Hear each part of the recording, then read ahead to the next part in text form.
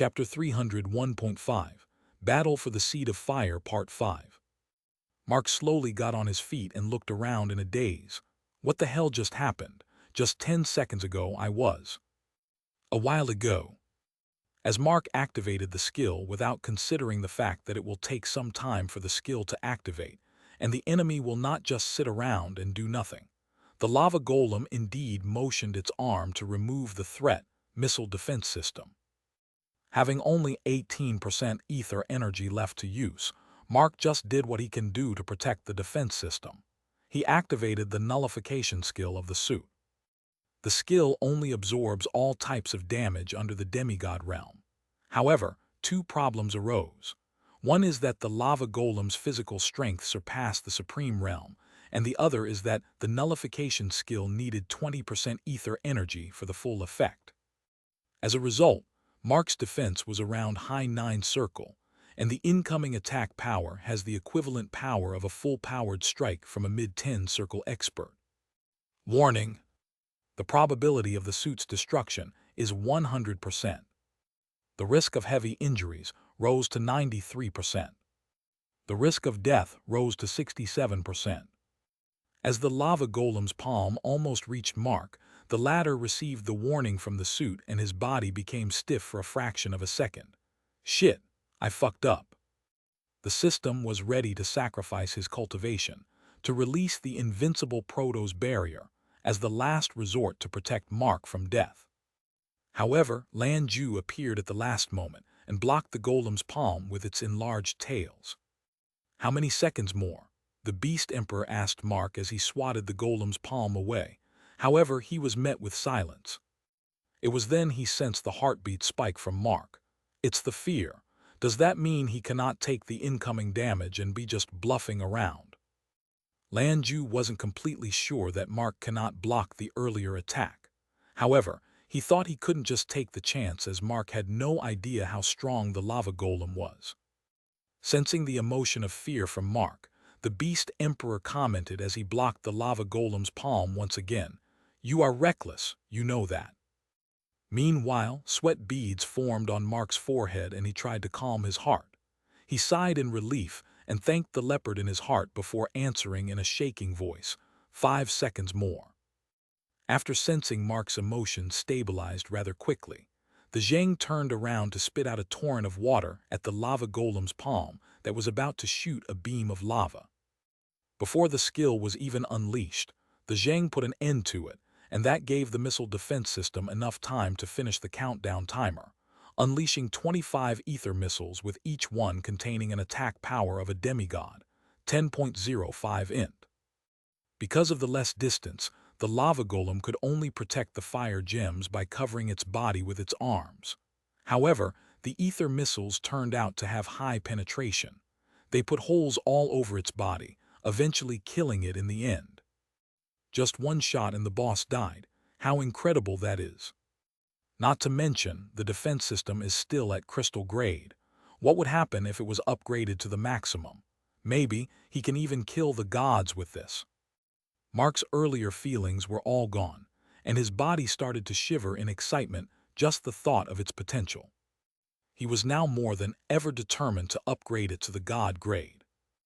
Lan Ju, thanks for the assistance, but now that we are done here, I should collect the reward, whilst you clean up the battlefield, said Mark as he stepped toward the weapon. He intended to dismiss it and fly toward the corpse of the lava golem. However, before he could do that, 2 yellow lightning bolts descended from the sky, taking him by surprise. Careful, the Zheng used its enlarged tail to strike Mark, pushing him away from the weapon. One lightning bolt struck the Zheng, and the other struck the weapon. Present. Mark saw the scarlet leopard was badly injured. The lightning drilled a big hole into its stomach, and it just lay on the floor in an unconscious state. On the other hand, the missile defense system was in flames, on the verge of destruction. Ding, missile defense system VI's durability has been reduced by 99%. Please repair it. No, no, no. Mark grabbed his head and started muttering in disbelief. This cannot happen. The repair costs. The system charges 1,000 gold coins per 1% durability if it is a crystal-grade weapon. That means it will cost nearly 1,000,000 gold coins now. At the same time, the system charges 100,000 gold coins to house Lan Ju in the familiar's inventory, which will recover its health to full within a day. He can treat it outside too. As long as Alan comes here with the divine sword, he can heal Lan Ju. However, the appearance of the powerful enemies made it impossible for him to do it. Mark raised his head and glared at the mysterious experts in anger. 1.1 fucking million gold coins. 1.1. He kept on muttering while sending the defense system to the inventory and placing the Zheng in the familiar's inventory. After sending them away, he took the vial with a dark green-colored potion and drank it without hesitation. Ding, you consumed the peak strength potion. Ding, all of your stats temporarily increased to 9.9 points. Ding, ether particles temporarily increased to 9,990, 9,990, 9,999 points. Ding, you temporarily received a new summon, Lightning Wyvern. Ding, you temporarily received a new summon, Thunder Gorilla. Ding, you temporarily received a new summon, Lightning Dragon. Ding, the maximum limits of all the skills of the character were raised considerably. Ding, you temporarily received a new summon, Frosty Wyvern. Ding, you temporarily received a new summon, Tundra Mammoth. Ding, you temporarily received a new summon, Ice Dragon. Mark felt the terrifying surge of strength in his body, but he tried his best to not pay attention to it due to the seriousness of the current situation. Staring at the mysterious group of experts, who appeared to be taking their time in descending as if they weren't in a hurry, Mark mumbled, "You lot will pay for it." But before that, Mark shifted his attention to the fallen golem and immediately rushed at his top speed to secure the reward. Not only did it take him a fraction of a second to reach there, but he also felt too controlled regarding his speed. The feeling was different from earlier when he struggled quite a bit to find balance and everything. Meanwhile, the mysterious experts didn't stop him, and they continued to descend at their own pace. Mark placed the entire disfigured carcass of the lava golem in his inventory, and then placed his attention on the enemies. They were still a couple of 100 meters away from the ground, and Mark became too impatient to wait for them. He dismissed the suit, figuring out that it was of no use to him in his present state. Then how will he fly? Well, he can summon a dragon, but he doesn't want to waste ether points when there are so many enemies, so he opts for a different way. Activate skill, Blizzard Wings. Upon unleashing the third bloodline skill, a pair of icy wings erupted from his back. They were made of ice, but they were also flexible in nature. Mark flapped his wings and flew toward the experts. Since he already had experience in flying with the suit, Mark was comfortable. As for the reason why he chose to fly with these icy wings, it is because of the defense it will provide to him. Now that he was set, the only thing he needed to do is to take down the strongest of them in one shot. He activated his sage eyes and looked at their details. Since none of them carried any divine-grade weapons or have the cultivation above the demigod realm, even with those special clothing, their identities and their strength were revealed to Mark. A trace of surprise appeared on his face. The most surprising isn't the fact that everyone is in the supreme realm, but it is their race and their affiliation. The Dark Elves of Ixodus Empire. It's the same as Mari's affiliation. What a great coincidence.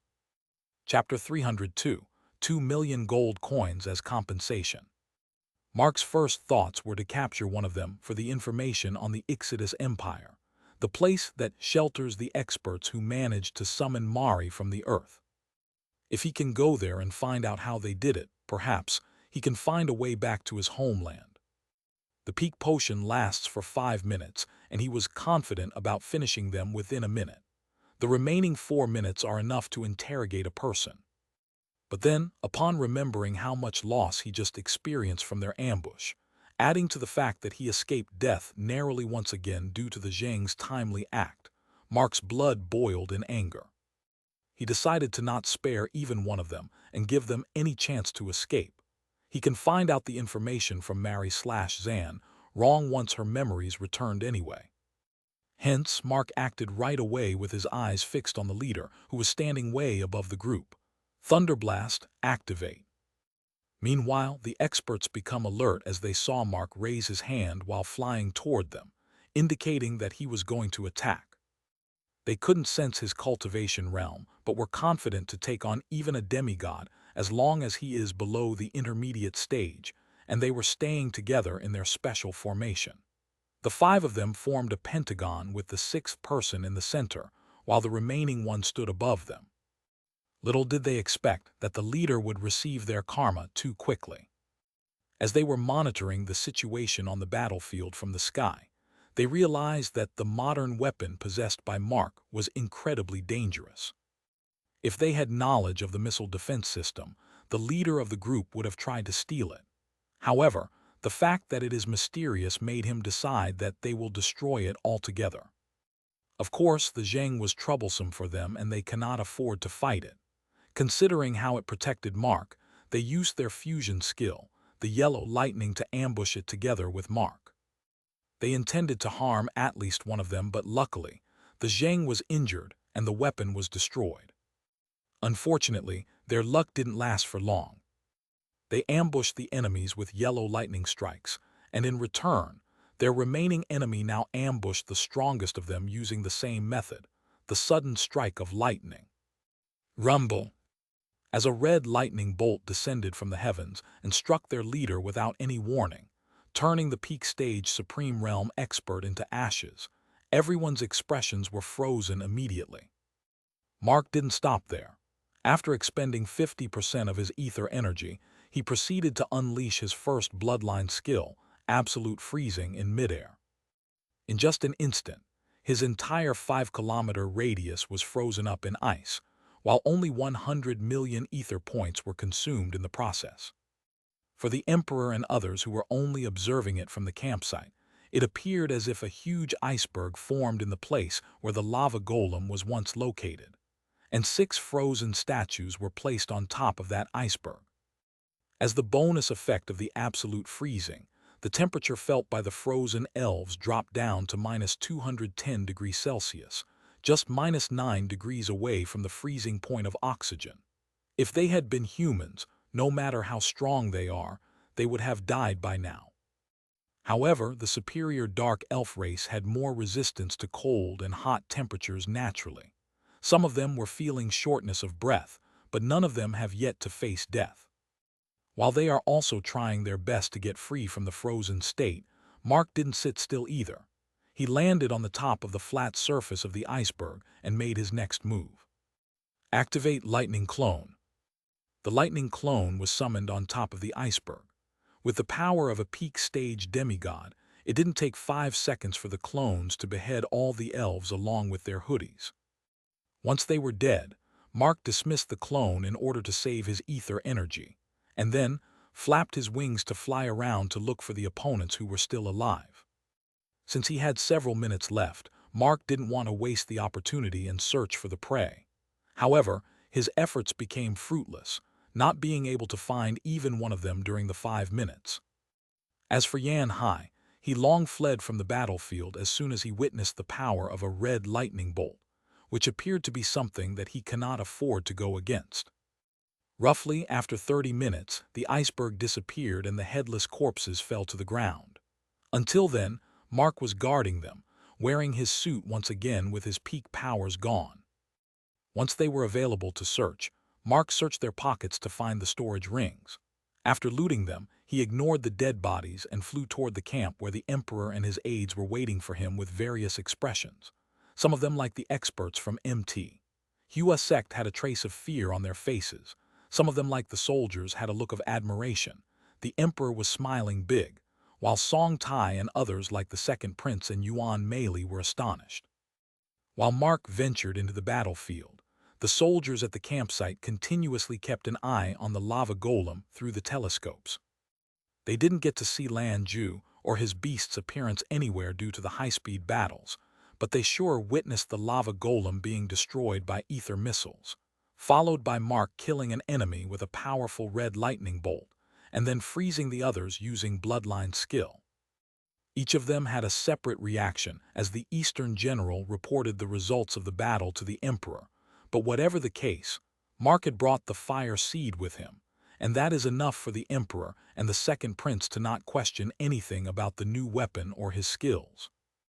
And Mark's reclusive attitude displayed during the past 3 days also made it harder for the others to speak to him properly. Fortunately, Song Tai couldn't sense the cultivation realms of the Dark Elves, or else everyone else would have feared Mark so much that they would shiver in his mere presence. Anyways, as soon as he reached the campsite, Mark asked for a private meeting with the Emperor and his son. Soon, except for Shang Fu, Shang Wen, Mark, and Alan, the others left the Emperor's tent. "It would be nice if Venerable Wu had come along with you. I thought of inviting the both of you to the palace for a grand feast," said the Emperor as he took the seat. Mark had earlier lied to everyone that his companion, Wu Weibao, Lan Ju, left as soon as his work is done and didn't return with him. Hence, Emperor Shang thought that it was a pity to not be able to invite such an expert. Mark responded to the Emperor's words by bringing up a different topic in a serious tone. "Let's come to the matter directly, Your Majesty.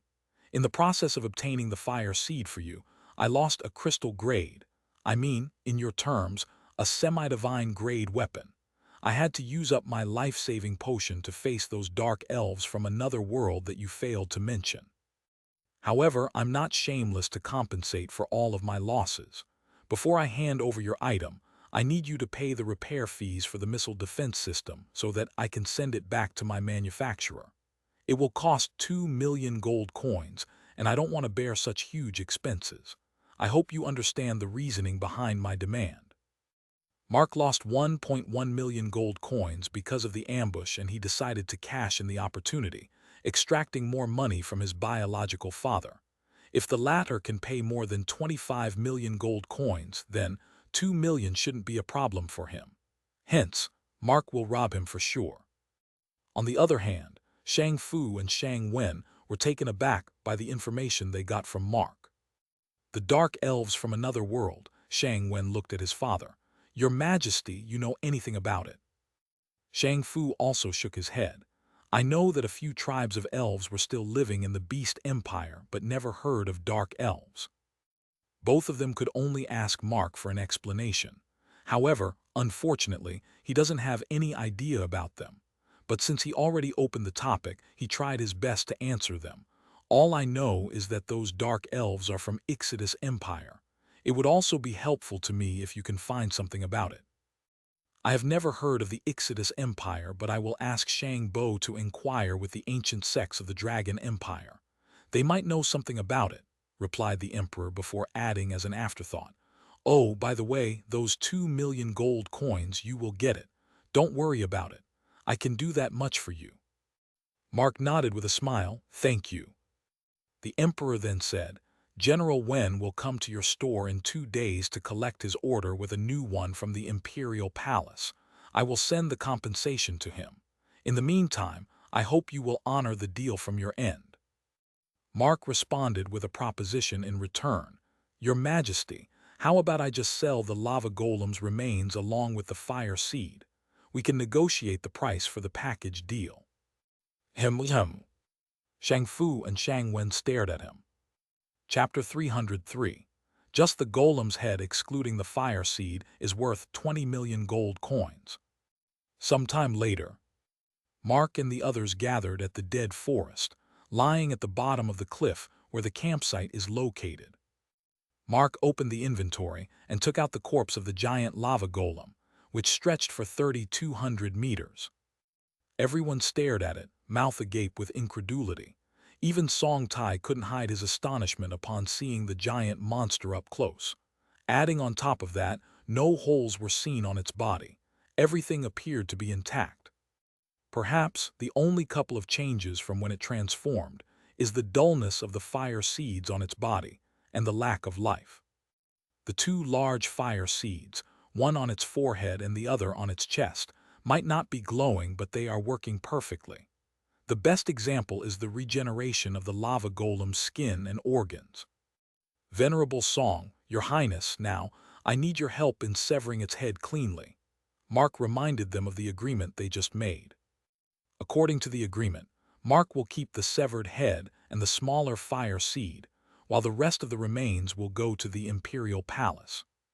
In exchange for the golem's remains, which can be used to make more than 100 semi-divine weapons, a number of 9-star delicacies, advanced elixirs, and other things, the Imperial Palace will pay 15 million gold coins to Mark, of which at least 5 million gold coins in the form of ether crystals or ores.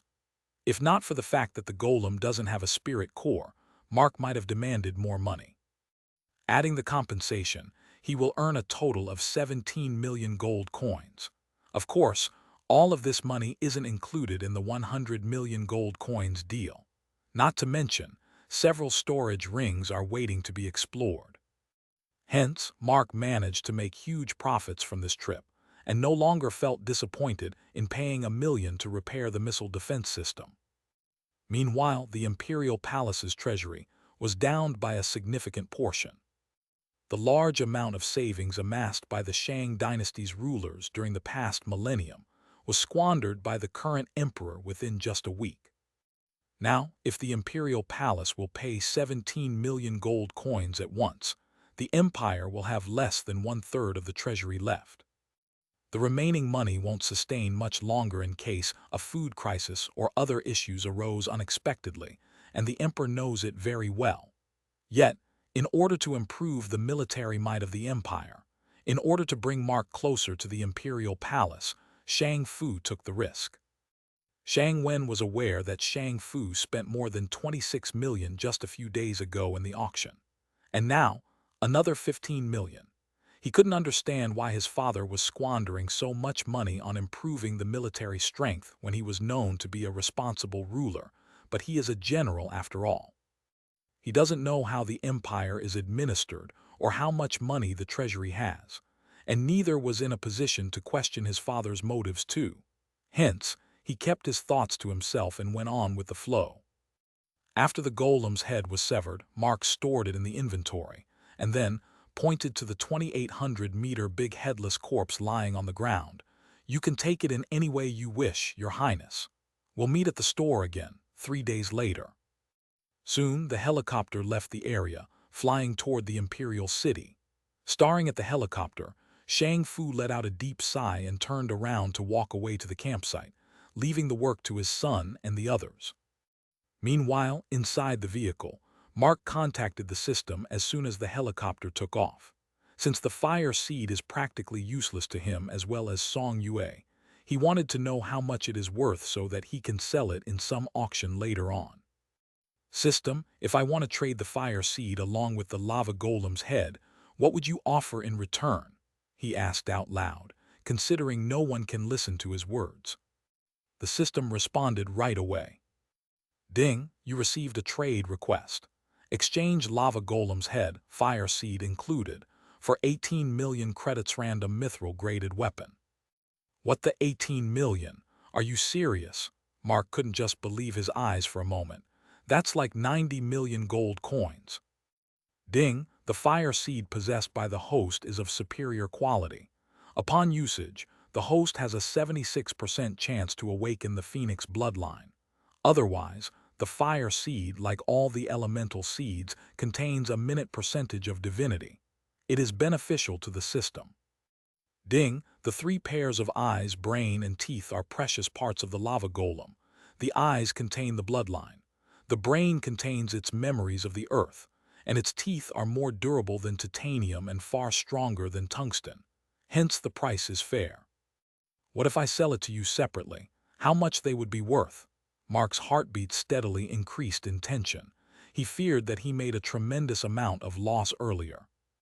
And the system surely disappointed him by confirming his fears. "Ding, the fire seed is worth 14 million credits, and the parts of the lava golem's head are worth 4 million credits. The head is worth 20 million gold coins, and I gave away such a huge corpse for a far lesser price." No wonder Shang Fu readily agreed to the price without even bothering to negotiate. Mark was really riding on the wave of emotions on this trip. He started the trip by successfully convincing Lan Ju to follow him to the campsite. Eventually, His excitement died down with the lava pillar taking forever to transform. After that, he became lucky to receive an exoskeleton suit. However, it didn't last long as he lost an opportunity to acquire the corpse of a red dragon. Then, once again, he found his happiness by destroying the lava golem with one skill attack. Unfortunately, within the next few seconds, his missile defense system was damaged to the extent that he needed to pay 1 million gold coins to repair it. Intending to kill the enemies, he had to use the peak potion, which he never wanted to do because Lan Ju was supposed to be tagging along with him. After that, that feeling of unhappiness disappeared with the Emperor agreeing to pay compensation, and even was ready to pay an exorbitant amount to acquire the corpse. Now he has money, and he has one of the fire seeds. Just as he thought that he was content with the trip, once again, the unhappiness found him in the form of the system's offer, which made him realize that he actually faced a huge loss by making deal with the Emperor. Knowing that it is almost impossible to acquire 90 million gold coins, even if he sells the head with the fire seed in some grand auction, Mark decided to make the deal with the system and find temporary satisfaction. As for acquiring the majestic Phoenix bloodline, he wouldn't do it even if the system offers him a reward in return. System, I accept the trade. Ding, choose the exchange item. 18 million credits random mithril grade weapon. Chapter 304, Welcome Home. Credits, he answered. To upgrade the missile defense system to mithril grade, he might need a lot of credits. But then, why couldn't he just go with choosing the mithril grade weapon? Mark knew that the system will follow the law of fairness. It means that this random weapon he is going to receive will be worth less than 100 million gold coins for sure. However, in his opinion, the current crystal-grade missile defense system is far more worth than a mere 100 million, as he could kill everyone under the demigod realm with ease. Once it is upgraded to mithril, perhaps, he might be able to kill even demigods. If that's the case, then, what will be the new worth of the weapon? Mark estimates that it will be at least 1 billion. That would mean that its worth will be equal to the combined worth of all the empires that existed on the planet he was currently living in. Logically, he believed that his decision is right, and proceeded with the trade. Ding, 18 million credits are added to the account. Now, I have nearly 24.5 million credits to spend. I have a little more than 11 million gold coins in my inventory, and the Emperor will give me at least 12 million more. So, that's like 4.5 million credits. So, overall, I will end up with 29 million credits. The upgrade to Ruby needs 6.72 million credits. Judging by the graph, the upgrade from Ruby to Mithril grade might need another 60.5 million credits. That means I will be short of more than 38 million. That's like 190 million gold coins. Just where in the hell should I get such amount? 3-4 months ago, he was looking at 100 gold coins like it was a treasure. Now, that 100 became 100 million. Mark was aware that whether it is the Seed of Fire or the Expo, they are only once-in-a-year types of events. He cannot depend on them once again, and neither does he want to wait for a long time. Hence, Mark had to think of a new way to earn the money. To earn such huge amounts, selling the weapons won't do. I need such events again. The best way to earn is to kill higher realm monsters and sell their cores as well as their carcasses. Bloodhill Forest is there to provide me with the targets. But I need to find the right buyer too. The amounts I required could only be given by the emperors and kings. I have already squeezed more than 40 million from Shang Fu. He might not be able to procure vast amounts for a while. So, I need to choose another imperial family. Leon Empire, perhaps. Several hours later. Genesis Weapon Store, Imperial City. The time was around 11 p.m., and every store in the city was closed. GWS was no exception either. It is just that the shutter wasn't closed. Song Yue dragged the chair to the entrance exit a while ago and sat there with Tishanan, the golden-furred cat, comfortably sleeping in her arms. Chang Bo left his home long ago. The Black Knight aka Song Yun also returned to the inn where he was renting the room for a while, and Elena was busy reading a mystery novel.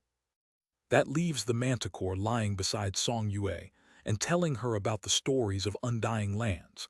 Song Yue was nodding once in a while as if she was paying attention, but in reality, her eyes kept glancing at the sky. So, as you know, that one-legged toad emperor isn't the one to sit by. He rushed into the battlefield and, soon a faint sound of the rotor blades was heard far away. Because the streets are empty at this time, Song Yue could hear them. She quickly recognized the sound and got up on her feet all of a sudden. The manticore paused for a moment and looked at Song Yue. "What happened, young miss? Getting bored?" Song Yue pointed to the sky with her face glowing in happiness. "Did you hear that, Baltro? It's Lu Zhen's helicopter." Lu Zhen." The manticore raised its head and stared at the sky. "There's nothing." It then enhanced its senses and concentrated on the surroundings. Indeed, the rotor blade sound could be heard. They got louder as time slowly passed. Just after a minute, the helicopter was sighted in the sky with its red LED lights flashing on the left and green LED on the right. It landed on the training grounds, and the both of them got down from the vehicle. As Mark exited the training grounds, he saw there were lights in the store and Song Yue was sitting at the entrance, taking him by surprise. Was she waiting for me? He wondered as he walked toward her. That thought warmed his heart. Upon reaching her, he apologized right away. "Sorry for taking long. I didn't expect this would turn into a 3-day trip." Song Yue didn't stop smiling and simply replied, "Welcome home." Mark couldn't help but also smile in response, feeling good to see her face. It felt as if he hadn't seen her for weeks. After a while, as Mark freshened up and came out of his room, Song Yue and Elena appeared to be arranging the dishes on the table. Mark was slightly taken aback upon seeing 2 plates on the table. "You didn't eat dinner?" he asked Song Yue. To which the latter replied casually as she took the seat, "I thought I could wait as you are already on the way." Mark stared at her in silence for a few seconds. He was touched and felt happy to see someone waiting for him at the home. All those unpleasant feelings he faced during the afternoon were suddenly gone from his head just by listening to that simple sentence from Song Yue. Meanwhile, Elena felt a heavy disturbance in her heart core as she read Mark's thoughts. Not knowing what was going on with her or how to react, she left for the kitchen and almost slammed the countertop in frustration. Why doesn't Big Brother treat me the same way he treats Lady Song even though he depends on me more than her? I just don't like this feeling. Fu, take a deep breath and relax, Elena. Why are you being anxious about every little thing? No matter how close Song Yue gets close to Big Brother, she cannot replace me. All I need to do is to fulfill my job, staying on his side at all times. Anyway, you seriously need to keep yourself busy so that you don't get such useless thoughts. How about implementing that restaurant plan that Big Brother wanted to bring to this world?" After calming herself, Elena got outside of the kitchen only to see Song Yue and Mark laughing together while sharing the experiences of their respective childhood incidents. Elena's face darkened once again, feeling jealous once again. This time, she didn't leave but interrupted them by suddenly bringing up the topic of the restaurant business to Mark. The earnings of tens of millions of gold coins during the past few days made him forget about it altogether. After being reminded by the android, Mark fell into deep thoughts for a while and finally gave an okay. "But Big Brother, just opening it won't do, right? We need to think about the dishes that general people like, special dishes that only we have the recipe for, and also a signature dish that cannot be replicated by any chef out there. We need to think about the ingredients too, especially regarding the meat. Just ordinary chickens, pork, beef, and lamb won't do. As the quality of the meat of the spirit beasts goes up, the quality of the dish improves. For that, we need to do a lot of groundwork." Elena continued to chat with Mark, ignoring Song Yue on the side. For a while, it appeared that even Mark was distracted by the topic of the restaurant and continuously discussed it with her. Meanwhile, Song Yue felt a bit left out as she wasn't involved in the conversation. As a lady who grew up in a noble household, She was familiar with the high-quality meat, but her hesitation got in the way, turning her into a silent spectator. After a while, Mark returned to his room and locked the door. Sitting on the bed, he then inquired about the system regarding the status of the Zheng. The system responded to him right away, giving a piece of good news. Ding, estimated time for the complete recovery, 32 minutes. Okay, good. Now let's see what to do with those things from Dark Elves. Chapter 305, Purchasing Passive Skills. Previously, when he was on the helicopter, he had inspected the storage rings he looted from the Dark Elves of the Ixodus Empire. However, due to the tiny space, he couldn't take them out.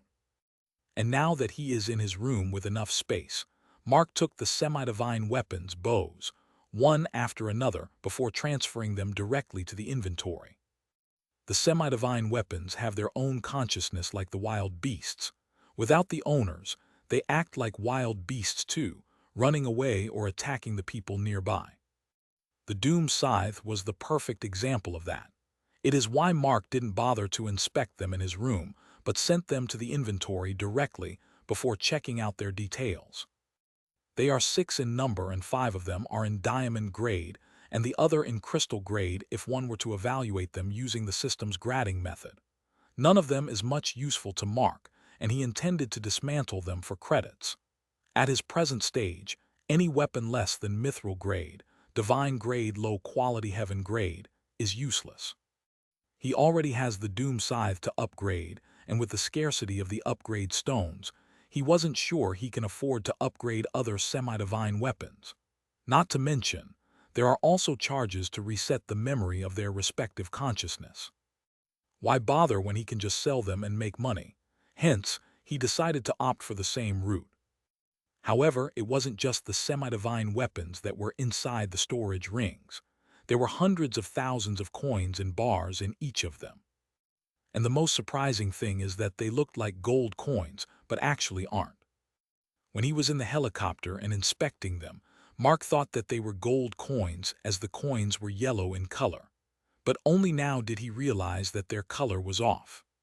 Upon inspecting them through sage eyes, Mark discovered that they are orichalcum coins, made of orichalcum, a yellow-colored metal alloy that is made of 80% copper and other unknown metals.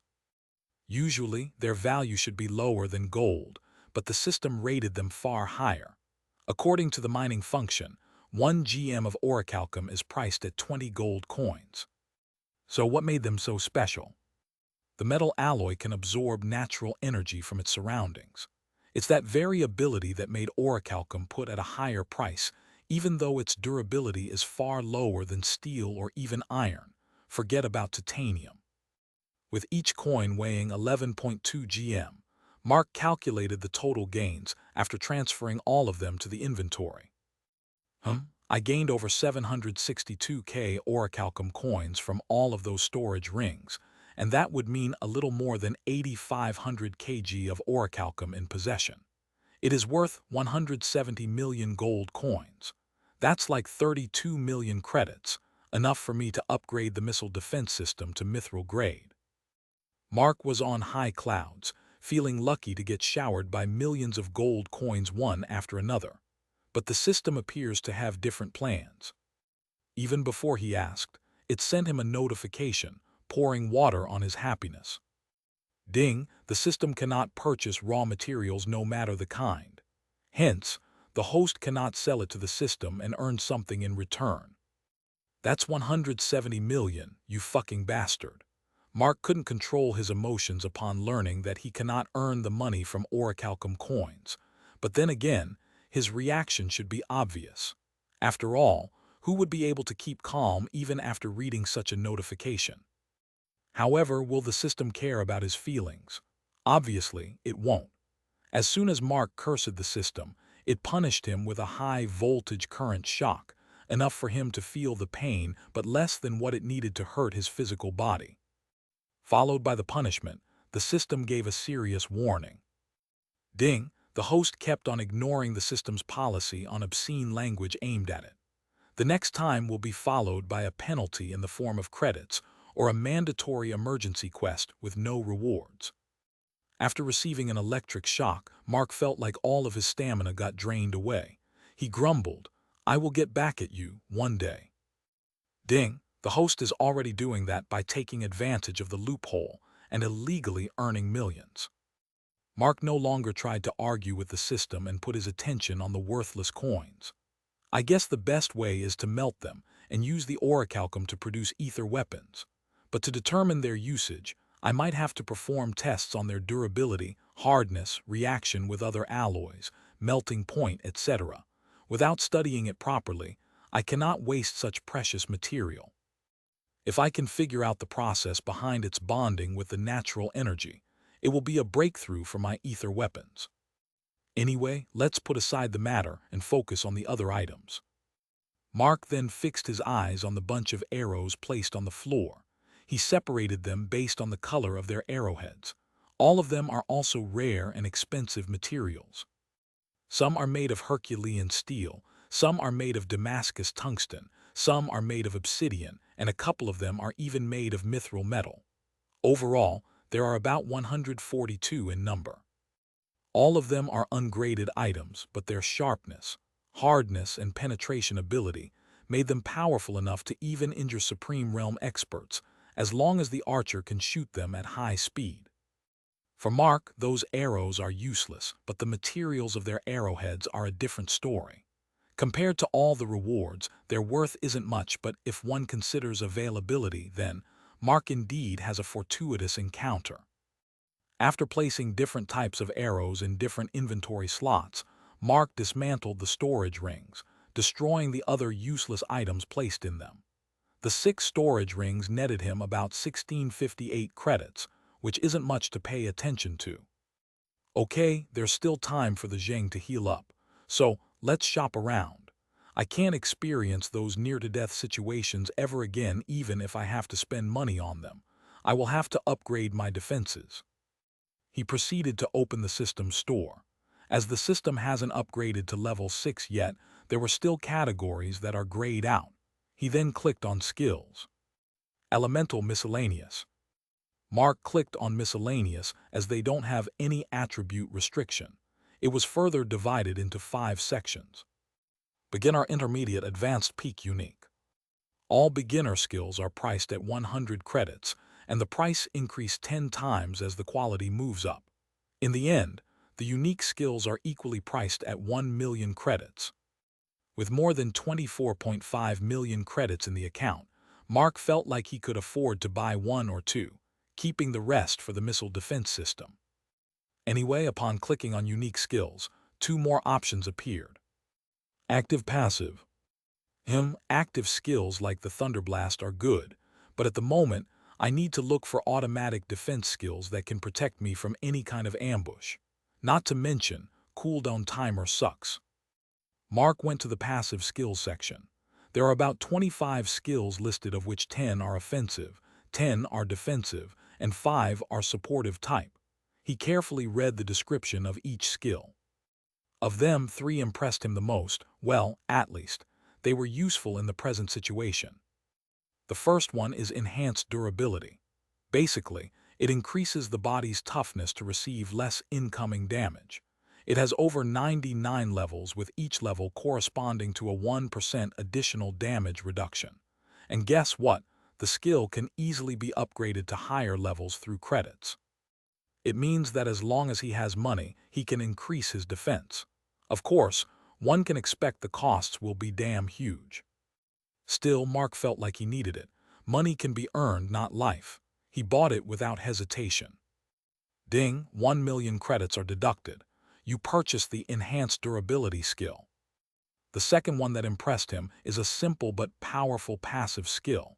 It is called Ether Regeneration. This ability will let the user recover the ether energy at a faster rate. Unlike the others, Mark depends heavily on the skills that use a high amount of ether energy, as he doesn't possess any fighting skills on his own. Hence, recovering the ether energy at a faster rate will help him greatly to use more techniques. Ding, 1 million credits are deducted. You purchase the Ether Regeneration skill.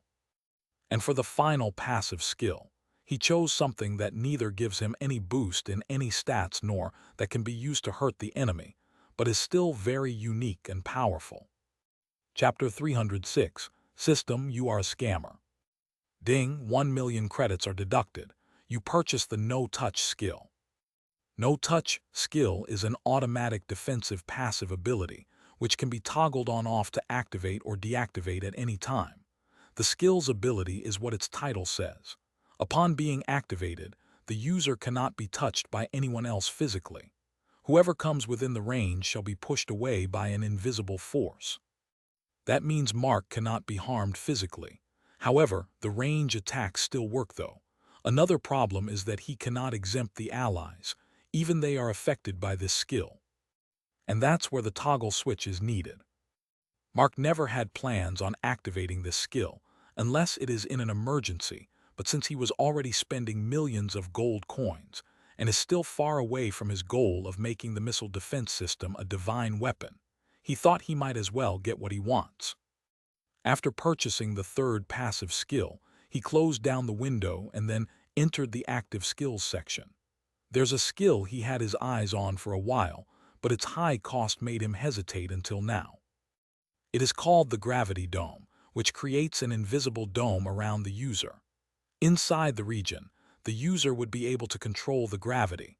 Well, not exactly a complete control, but one can increase the gravity by 10 or 20 folds so that the enemies will be crushed to the ground. Another good part of the skill is that it not only grows along with the user, just like the bloodline skills, but the user can also exempt his allies from being affected by this skill. Ding, 1 million credits are deducted. You purchase the Gravity Dome skill. He opened the skills list to take a good look at the details. He nodded in satisfaction. Okay, that's 4 million overall. With the earlier 1.5 million credits of spending, I guess I will also complete the next side quest once I acquire the Amulet of Diu. Anyways, let's level up the enhanced durability a little bit. Mark then clicked on the damage reduction skill, which was at level 1 at the moment. Enhanced durability, LV1. Increase the user's body durability to receive less incoming damage of all types except for mental attacks. Effect, 1% Doctor. Limit, opponents who are no greater than 2 ranks realms above the user. As he clicked on the level, the option of upgrade came up. And the moment Mark's eyes fell on the cost required to upgrade the skill, he got an urge to swear at the system immediately. However, the previous experience of electric shock forced him to swallow down his words and made a comment in a mild manner. The system once again scammed me. Upgrade to level 2, 1 million credits. Come on, I just paid 1 million credits, 5 million gold coins, which are enough for me to live peacefully for a lifetime just to buy that skill. And I have to spend 1 million credits for every percentage. System, you are a scammer. Admit it by now. He scolded the system without using obscene language. Naturally, the system won't accept any allegations against it. It gave a reply right away. Ding, the skill's real use comes into effect when the host reaches the demigod realm. Please reread the skill's description once again and ponder on it. The host would be able to understand the skill's potential. Well, for its effectiveness, I should not only earn money more but also get stronger. At present, it is nothing but a useless skill. Being a little depressed by continuous setbacks, Mark now put his hopes on the storage ring with the Zheng. Little over 20 minutes later, the Scarlet Leopard opened its eyes and found itself in a room with pure white-colored walls, floor, and ceiling. There was nothing else around it except for a small portal at the ceiling. Where is this place? Lanju wondered at first as he inspected the surroundings. There's this strange energy presented in this room. It is so pure and unlike anything I have sensed before. My injury also healed completely. Is this the so-called divine energy? But according to the Master, only the divine beings from the celestial realm contain such power. Lu Zhen is clearly immortal, 100% human. When I tasted his blood, I didn't sense any divine energy inside his body. Does that mean I was captured by some divine being? Well, I don't sense any suppression on me, so let's go into the portal and see where it leads me. Lan Ju then took a leap toward the ceiling and entered the portal only to find himself on the floor of a bedroom with Mark lying carelessly on the bed with a bowl of popcorn in his hands. He was watching Alina's cooking show. Mark's attention was disturbed by the appearance of the leopard. Lu Zhen, the scarlet leopard, exclaimed in surprise. He immediately sat on the bed and let out a smile. "Welcome back, Lan Ju. It looks like you are completely healed." "So, you are the one who placed me in that white room. What was that place anyway?" The scarlet leopard questioned him directly without wasting his breath on other pleasant compliments. The white room. At first, Mark was a little bit confused, but then he realized that the Zheng was talking about the familiar's inventory. He doesn't know what the room looked like, but at the same time, he doesn't want to appear clueless, as the more majestic he appears to the Zheng, the more loyalty he will gain from the Beast Emperor. Mark nodded and then explained, "It is a special dimension where my contracted beasts or summoned beasts can be healed.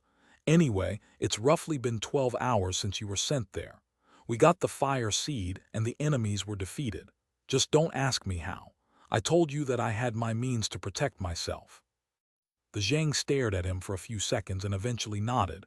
"All right, everyone has their own secrets, so this is your residence." As the leopard looked around, scanning the place, Mark nodded. "Yes, we are at the Imperial City." The scarlet leopard also nodded in satisfaction and praised, "I sense the demigod-level suppression all over your residence. It is good to be living in such a place for you. Anyway, now that your job is done and I'm all right, I guess I will be returning to my home." Mark was aware that he cannot let the Zheng stay at the Imperial City for a very long time, as it will increase the chances of his real identity getting exposed.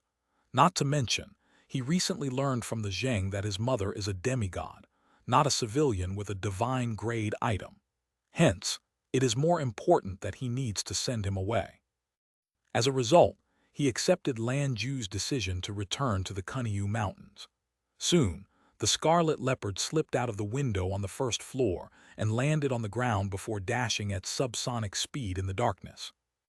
Not even 100 seconds passed, and Lan Ju was already more than 150 kilometers away from the outskirts of the Imperial City. He is somewhere in the wilderness. But little did he expect to stop in his tracks, as his way was cut off by a stranger in black robes and hood. Lan Ju was alarmed as soon as he sensed the cultivation realm of the woman who appeared out of nowhere. A demigod. The stranger lowered down the hood to reveal a familiar-looking face. The woman coldly greeted the Zheng, "Lan Ju." "Lan Jingyi, the traitor," the scarlet leopard let out an angry growl. Back to the Genesis weapon store, Mark was staring at the storage ring that was full of corpses of the spirit warriors that the Zheng eliminated during the noon.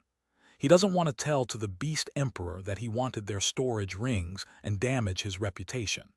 Hence, he asked the Zheng to collect their bodies so that he can loot from them personally. However, back then, he didn't think about other things like his pure white marble floor getting stained by the blood of the corpses. There's also the smell that he needed to consider. He doesn't want Song Yue to see the situation. So, he did the most logical thing that he can do. Sitting on the bed, Mark went to the factory's testing grounds inside his mindscape. On level 3-1, the land was quite huge, so he felt it was a good place to put the corpses down and inspect them without worrying about anyone. Chapter 307.1 Lan Jingyi Confronts the Zheng, Part 1. More than 150 kilometers away from the imperial city of Phoenix Empire, Lan Jingyi and Lan Ju were standing in front of each other, displaying clear hostility on their faces. It looked like the fight is almost going to break up at any moment. But before that, an exchange of dialogues is necessary, thought Lan Jingyi as she confronted the scarlet leopard about its appearance within the city, and that too near her son. "What were you doing at the Imperial City, Lan Ju?" As Lan Jingyi tried to interrogate the Zheng, the latter scowled in response. "What's it to you, traitor?" "I told you not to call me that, Lan Ju." Lan Jingyi clenched her fist, trying her best to not launch an attack. Unlike Lan Jiang, this scarlet leopard is in the same realm as her, clearly stronger than her regarding the magic power. Lan Ju then replied, "You, who abandoned your father's legacy despite inheriting his power, are nothing more than a traitor in my eyes. We have gone through that conversation already, and I'm tired of listening to your unreasonable allegations." Lan Jingyi wasn't interested in talking about the past and stressed the present situation once again. "Anyway, you haven't answered my question yet. What are you doing at the Imperial City?" Lan Ju hit back with the same response. "Then I will reply the same thing. What is it to you?" "Okay, let me rephrase my question. What are you doing at the Genesis weapon store?" asked Lan Jingyi before adding, "I don't see you being tied to any relations apart from my late father for the past 3 decades. Lan Ju immediately caught on to her intention and said directly, "I don't know what sort of complex relationship you had with Lu Zhen, but I acknowledge his strength, valor, and bloodline. He will achieve something that you had thrown away. The revival of the Lan sect will become a reality." "That's never going to happen," snarled the queen consort as the ether energy rushed out of her body, forming a layer over her skin. "I will not let you drag my son into that messy business. Stay away from Shangzhen and return to where you have come from, the Undying Lands." "Your son Shangzhen, huh? No wonder." All this while Lanju has theories about Mark. Of them, 2 are the most logical ones. The first is that Lan Jingxin had an illicit relationship with some other woman and secretly had a child with her, and Mark was the son of that child. The second theory is that Lan Jingyi herself had an affair with a man other than Emperor Shang and raised him in secret. This way, Mark could possess the bloodline of Blizzard Pegasus without a problem. It was only now he finally realized that Mark was an imperial prince born to Lan Jingyi and Shang Fu. Then, why the surname Lu? Is there a need to raise him in secret?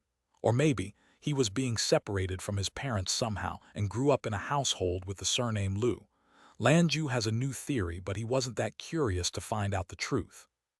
Anyways, without bothering to explain in detail about his meeting with Mark, Lanju replied to her warning, "I have accepted him as my sect master, and he has requested me to be the guardian of the sect. So, whether you like it or not, we will revive the Lan sect once again. Now, if you excuse me, I will have to return. It is already midnight." After saying what he wants to say, the Scarlet Leopard turned out to walk away. But before he made even one step, Lan Jingyi teleported to the space before him and pushed forth her hand, releasing a tremendous volume of ice from her palm. Lan Ju leaped back and breathed out a sea of flames in midair to counter the ice. The Zheng not only nullified her attack but also forced her to dodge it and flew into the sky. The Zheng was about to land on the ground, but seeing that Lan Jingyi intends to have an aerial battle, he used the wind attribute and float in the air. This is the difference between spirit beasts and spirit warriors. The spirit beasts cannot fly if they don't have wings no matter what realm they are in. However, if they have wind attribute, they can float. On the other hand, the spirit warriors can fly regardless of their attribute after reaching the supreme realm. While it appeared that Lan Jingyi was in an advantageous position, one cannot forget that Zheng is a beast emperor. Lan Ju's attack power or speed isn't something that the queen consort can match it. So, in order to defeat him, she has to use several tricks. And since winning against the Zheng is more important, Lan Jingyi didn't want to hold back. She unleashed her second bloodline skill, the Ice Bolt. Conjuring 10 spears of ice, Lan Jingyi caught one of them and flew toward the Zheng at her peak speed. Lan Ju narrowed his eyes and enlarged its tails, using them as a fan to generate a gust of wind. The wind covered a wide range and rushed toward her at a speed of 510 kmph. It was really a violent wind. Damn, Lan Jingyi realized that she can't evade it, but if she blocks it head-on, that will create an opening for the Zheng to ambush her. Hence, she spun around and horizontally cut the wind with the spear, spinning around one more time before throwing it at the target. After releasing the ice spear, she caught the second ice spear and then threw it again. As someone extremely familiar with Lan Jingxin, this beast emperor knew all the characteristics of the bloodline skills of the Blizzard Pegasus. He cannot let the ice spear touch him and get frozen for a couple of moments. As those spears have a target lock function, the dodging option is also useless here. Hence, the Zheng spat out a fireball in order to counter the ice spear, which covered more than 100 meters distance between them in just a fraction of a second. Without any surprise, the ice spear was completely melted by the fireball. Perhaps Lan Jingyi already anticipated that her first attack would fail. That's why she followed it with a second attack, which is considerably slower. However, Lan Ju didn't have the time to spat another fireball. Therefore, the Zheng stopped wind ability, letting himself freefall to gain the distance, and then let out a loud roar, creating a sonic boom through its mouth. Covering a wide range, the sonic boom first destroyed the ice spear into thousands of pieces, and then continued to go toward the queen consort. She doesn't have a way to counter sound technique, and was forced to halt her movements, creating a layer of ether barrier over her body. The ripples of power sound wave, enough to destroy the eardrums of even an Exalt Realm expert, were successfully blocked by her defensive technique, although cracking the barrier in the process. Of course, she was also got pushed back a couple of dozen meters away. Stabilizing herself, she motioned her arms with an angry expression. "I have enough of your tricks. Merge." Chapter 308.2 Lan Jingyi confronts the Zheng Part 2.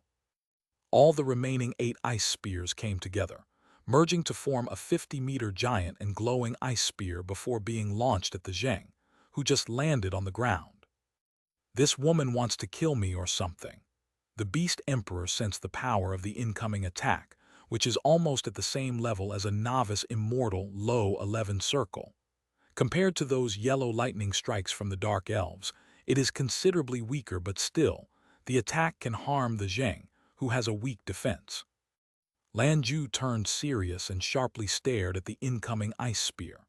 All of a sudden, an additional eye appeared on his forehead, before conjuring a powerful beam of concentrated energy from his 3 eyes in the form of a prism. The beam of concentrated energy and the ice spear collided to create a giant explosion, flattening everything within the 8-kilometer radius. Because it occurred at midnight, the soldiers at the Imperial City were naturally alerted. After destroying the opponent's attack, the Zheng raised his head to look at the woman from far away. This unreasonable woman appeared to be quite protective of Lu Zhen. At the same time, it appears that he doesn't have any idea of her strength. He was certainly surprised when I revealed that Lan Jingyi is in the demigod realm. Whatever, I don't need to care about their personal problems anyway. It was theirs to solve, not mine. On the other hand, I need to resolve this current situation. What will be better? Making her realize that she isn't a match for me, or teaching her a lesson so that she won't dare to do such foolish acts. But she isn't just the daughter of my master. She is also Lu Zhen's mother.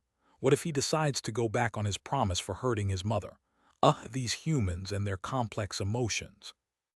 Lan Ju, the Zheng, was weighing his options on defending himself and going on the offensive. Meanwhile, Lan Jingyi, the queen consort who stabilized herself, also stared down at the scarlet leopard. She was frustrated by facing failure once again. "I guess I really have no other choice." A determined Lan Jingyi raised her hand, summoning an exquisite recurve bow. It is made of adamantium with slightly luminescent blue-green markings and thin strips of dark blue metal mithril lacing through its limbs. It appeared that Lan Ju also recognized it at first glance.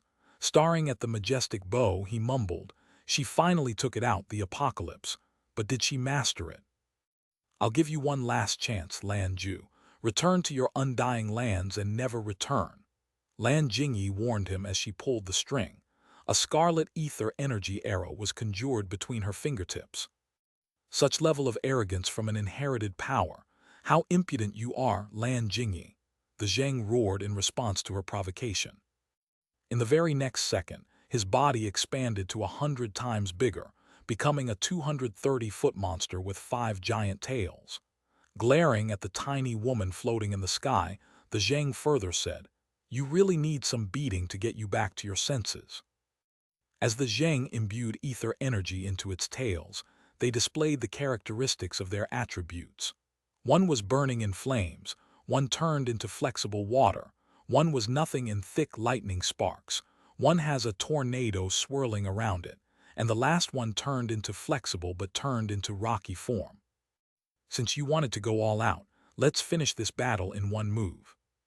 Looking at the giant leopard, Lan Jingyi dismissed the ether energy arrow and conjured another arrow. However, it was neither ether energy nor a tribute energy.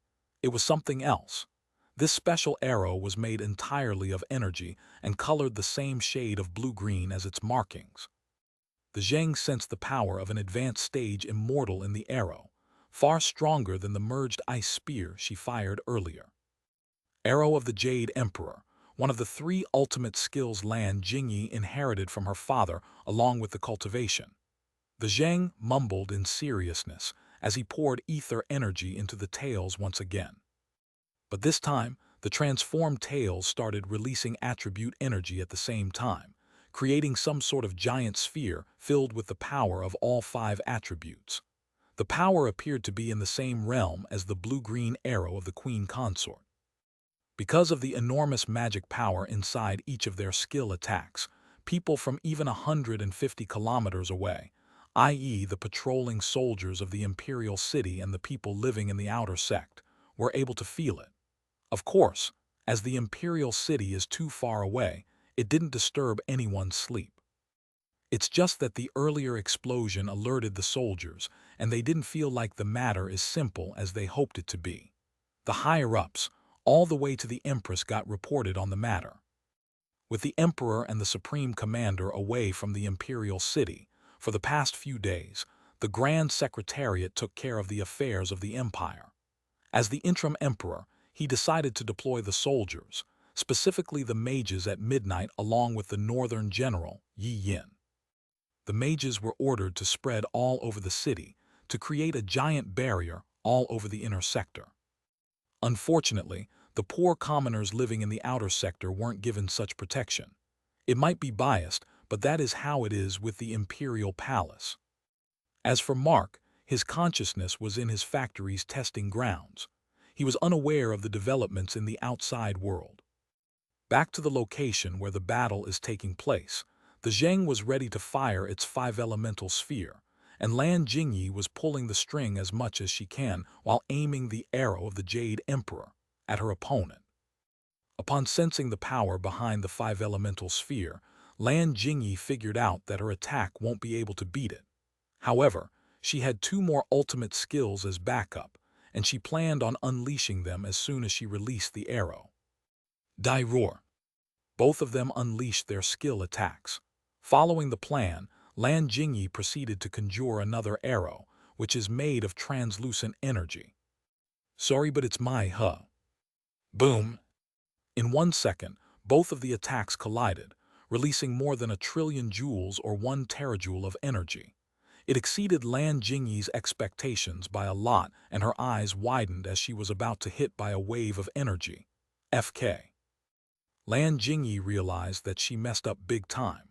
In her life, she never had fought against a demigod-level opponent, and neither had she thought that the collision would release so much amount of energy. Her guess was in the 200 or 300 billion range based on the last collision of their skill attacks that released 50 billion joules of energy.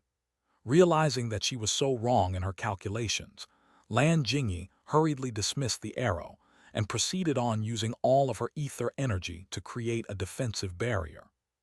But before she created the barrier and the wave of energy almost reached her, her vision was suddenly blocked by the giant scarlet leopard. She was grabbed tightly by the Zheng while the latter's back was hit by a wave of energy. Meanwhile, 50 kilometers of the surroundings were razed to the ground, destroying everything and killing everyone in the radius. Unfortunately, more than 10 villages and their combined 4,000 innocent villagers were wiped out of existence. Chapter 309, Earnings from War Loot. Genesis Weapon Store, Imperial City. As the latest explosion threw the entire Imperial City and nearby towns into chaos, Mark was not moving from the spot with his consciousness still in the Factor's Level 3 testing ground. Unlike the real world here, there is no such thing as darkness, so it looked like a bright day.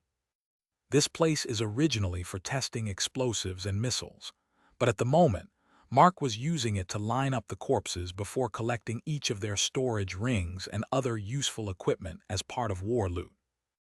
Once he collected their storage rings and weapons, he threw away all of their bodies in the same gold-grade storage ring before dismantling them. All 23 bodies were destroyed, and he earned 384 credits. Of course, he didn't forget to inspect the details of the corpses to understand who the Zheng had killed. 7 of them are from the Iron Palm sect, 5 belong to the Tang dynasty, 8 belong to the Church of the Doom, 1 is a rogue adventurer from the Phoenix Empire, 1 is actually the deputy leader of the Mage Guild, and the last one is surprisingly a thief with only 3 Circle Realm cultivation. The corpses of the Church of Doom's elders satisfied him the most. He doesn't know their real strength, but with losing so many elders along with the second Grand Elder, he was confident that he practically crippled the organization. It is a pity that their leader escaped, but it is fine. Mark doesn't want to disturb his mood with such things. As for the others, he didn't care about their background.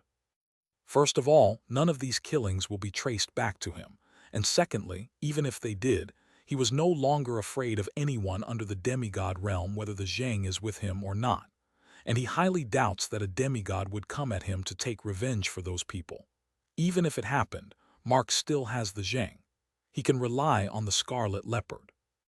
Anyways, after cleaning up the bodies, he then searched each storage ring, transferring the useful ones directly to the inventory. There was a satisfactory smile on his face as he looked at the gains. From those 23 storage rings, I only earned about 146,158 gold coins, but there are still 26,124 ether crystals and ores.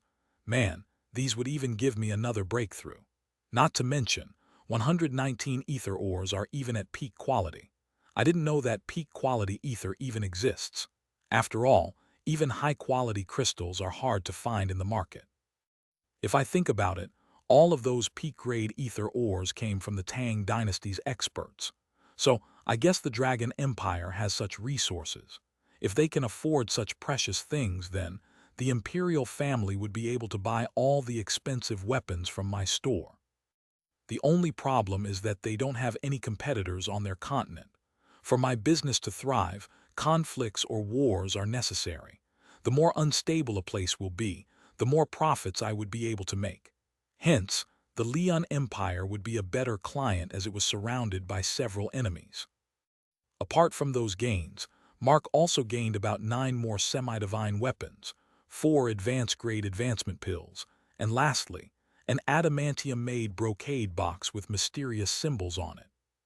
Unfortunately, none of the semi-divine weapons are even of ruby quality, forcing him to dismantle them and earn a total of 2.2 million credits. Combined with the other 6 semi-divine weapons of elves, which were dismantled for a total of 3.4 million credits, he earned about 5.6 million credits, easily covering up all of his expenditure, 4 million on the skills. Okay, what should I do with this one?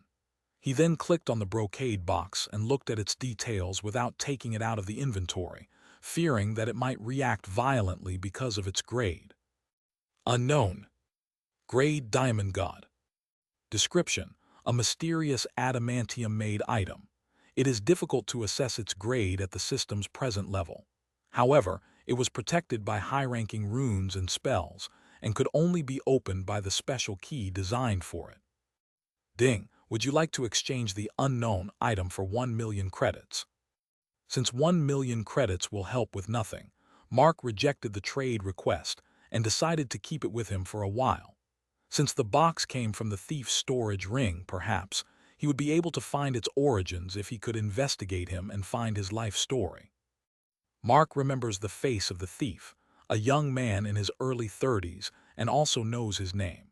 So, he thought he could do it while claiming that this thief had also stolen something from him.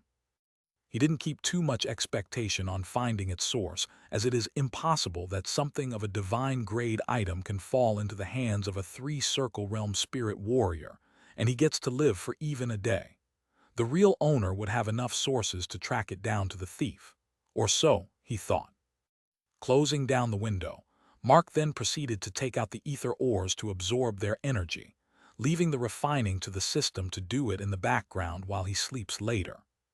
For a whole hour, he greedily absorbed every bit of energy that is available in the high-quality ether ores and some ether crystals, leaving the peak-grade ones in the inventory. By the time the 60-minute time limit is over, and he was forced to exit the factory, Mark absorbed about 188 ether ores and 64 high-quality ether crystals of different sizes. There are a lot of them left to be absorbed, but for now he felt the need to rest. For a while he went through happiness and followed by quick disappointments, a lot of times, but at the end of the day Mark had a smile on his face while he slowly fell asleep. Meanwhile, far away from his store, at one of the peaks at Kunyu mountain range. It was too dark in the surroundings with the moon hiding behind the dark clouds, but Lan Jingyi has no problem with her sight as she sat before her father's grave. I'm really afraid to face the truth, you know. After a long time I was not only able to see Shang Zhen with my own eyes but I could also talk to him. What if this fails and he will forever shun me? You tell me, Lan Ju. What will you do if you are in my place? Lan Jingyi was talking to the scarlet leopard that was sitting beside her. After the Zhang saved her, getting injured in the process, the queen consort learned that Lan Ju will even sacrifice himself to keep her alive because of his loyalty to her father. After calming down, she accepted her fault for abandoning him and the sect, explaining the reasons behind her decision. Later on, after the Zhang managed to heal his injuries, she followed him to the sect, where she was born and grew up. Later on, she opened up her worries to the Beast Emperor, whom she once treated as her eldest brother. The Zhang patiently listened to her past that involves Lu Zhen and stated his own opinion on the matter, starting with scolding her. You are truly a coward. You are afraid of being targeted by your clan and didn't continue your father's legacy. Now, you are afraid of getting rejected by your own son and wanted to play hide and seek with him. I'm a demigod-level beast emperor, Jingyi. I can live for 10 millennia. If not Lu Zhen, then I can still pin my hopes on his descendant or your daughter's descendant. My oath to master will not be changed. As long as I live, I will wait for a worthy heir to revive the sect. My thoughts aren't complicated as you humans. However, you, on the other hand, were too indecisive. You took 3 decades to clear the misunderstandings with me when the matter isn't even that big deal to worry about. I didn't spend too much time with Lu Zhen, but as far as I can tell, he isn't the type to run away from the problem, nor does he appear like a narrow-minded fool. Since he already knew the truth but still kept silent on the matter while allowing your daughter to work in his store, it clearly indicates that nothing will be changed as long as you don't make it public. That's what I think, but it's better to make it clear to him. Unless you don't know his issue, how could you find the solution? Chapter 310, The Second Prince's Pending Order. The next day, early in the morning, the emperor learned of the matter as soon as he woke up and decided to stop leisurely traveling on a long route, teleporting to the imperial palace along with the second prince and Bai Zun. Song Tai went on his way toward his home. Without wasting any time, he summoned all the ministers to the courtroom to discuss the matters of the powerful energy explosion, which occurred not so far away from the imperial city, where nearly 3.5 million citizens were living. Of course, the deaths of 4,000 villagers also cannot be ignored by the emperor. However, as he doesn't have the strength to apprehend those criminals who were probably demigods from the legends, all he can do is provide compensation to the direct family members of the victims. The queen consort felt guilty about the casualties that occurred because of her battle with the Zheng, but she was neither an upright person nor a fool to reveal the truth and surrender herself. Not to mention, for her, the most pressing issue is to admit the truth to her son. She was already bothered by it and doesn't want to think about the lives of the villagers. In her view, her husband is already dealing with it. Hence, she kept her silence and behaved like herself as usual. While this was going on in the imperial city, there were emergency meetings held at other locations, specifically the Iron Palm sect, Tang Dynasty's imperial palace, Church of Doom, and Mage Guild's HQ in Leon Empire. Even outside of the world, located in a higher plane of existence, the elders of the Dark Elf tribe of the Ixodus Empire were discussing the possible reasons behind the deaths of their members. Now, every single one of those forces wanted to investigate the deaths of their elites, and intends to turn the Phoenix Empire upside down for the results. And the person, indirectly responsible for this mess, was happily continuing to lead his life as a weapons seller during the day while planning his next 4 weeks during the night. And so, 3 days passed away in a blink of an eye. Genesis Weapon Store, Imperial City. The business is doing well during the past few days, with 400-500 gold coins of worth transactions every day. Chang Bo continued to do his job as an employee of the store. Shang Jiao was attending daily at 6 o'clock and served as a store employee like Chang Bo from 9 a.m. to 5 p.m. As for 6 to 8 in the morning, she was training with Mark. Originally, his fiancée also wanted to train in firearms, and he planned to teach her personally while leaving the princess to Elena.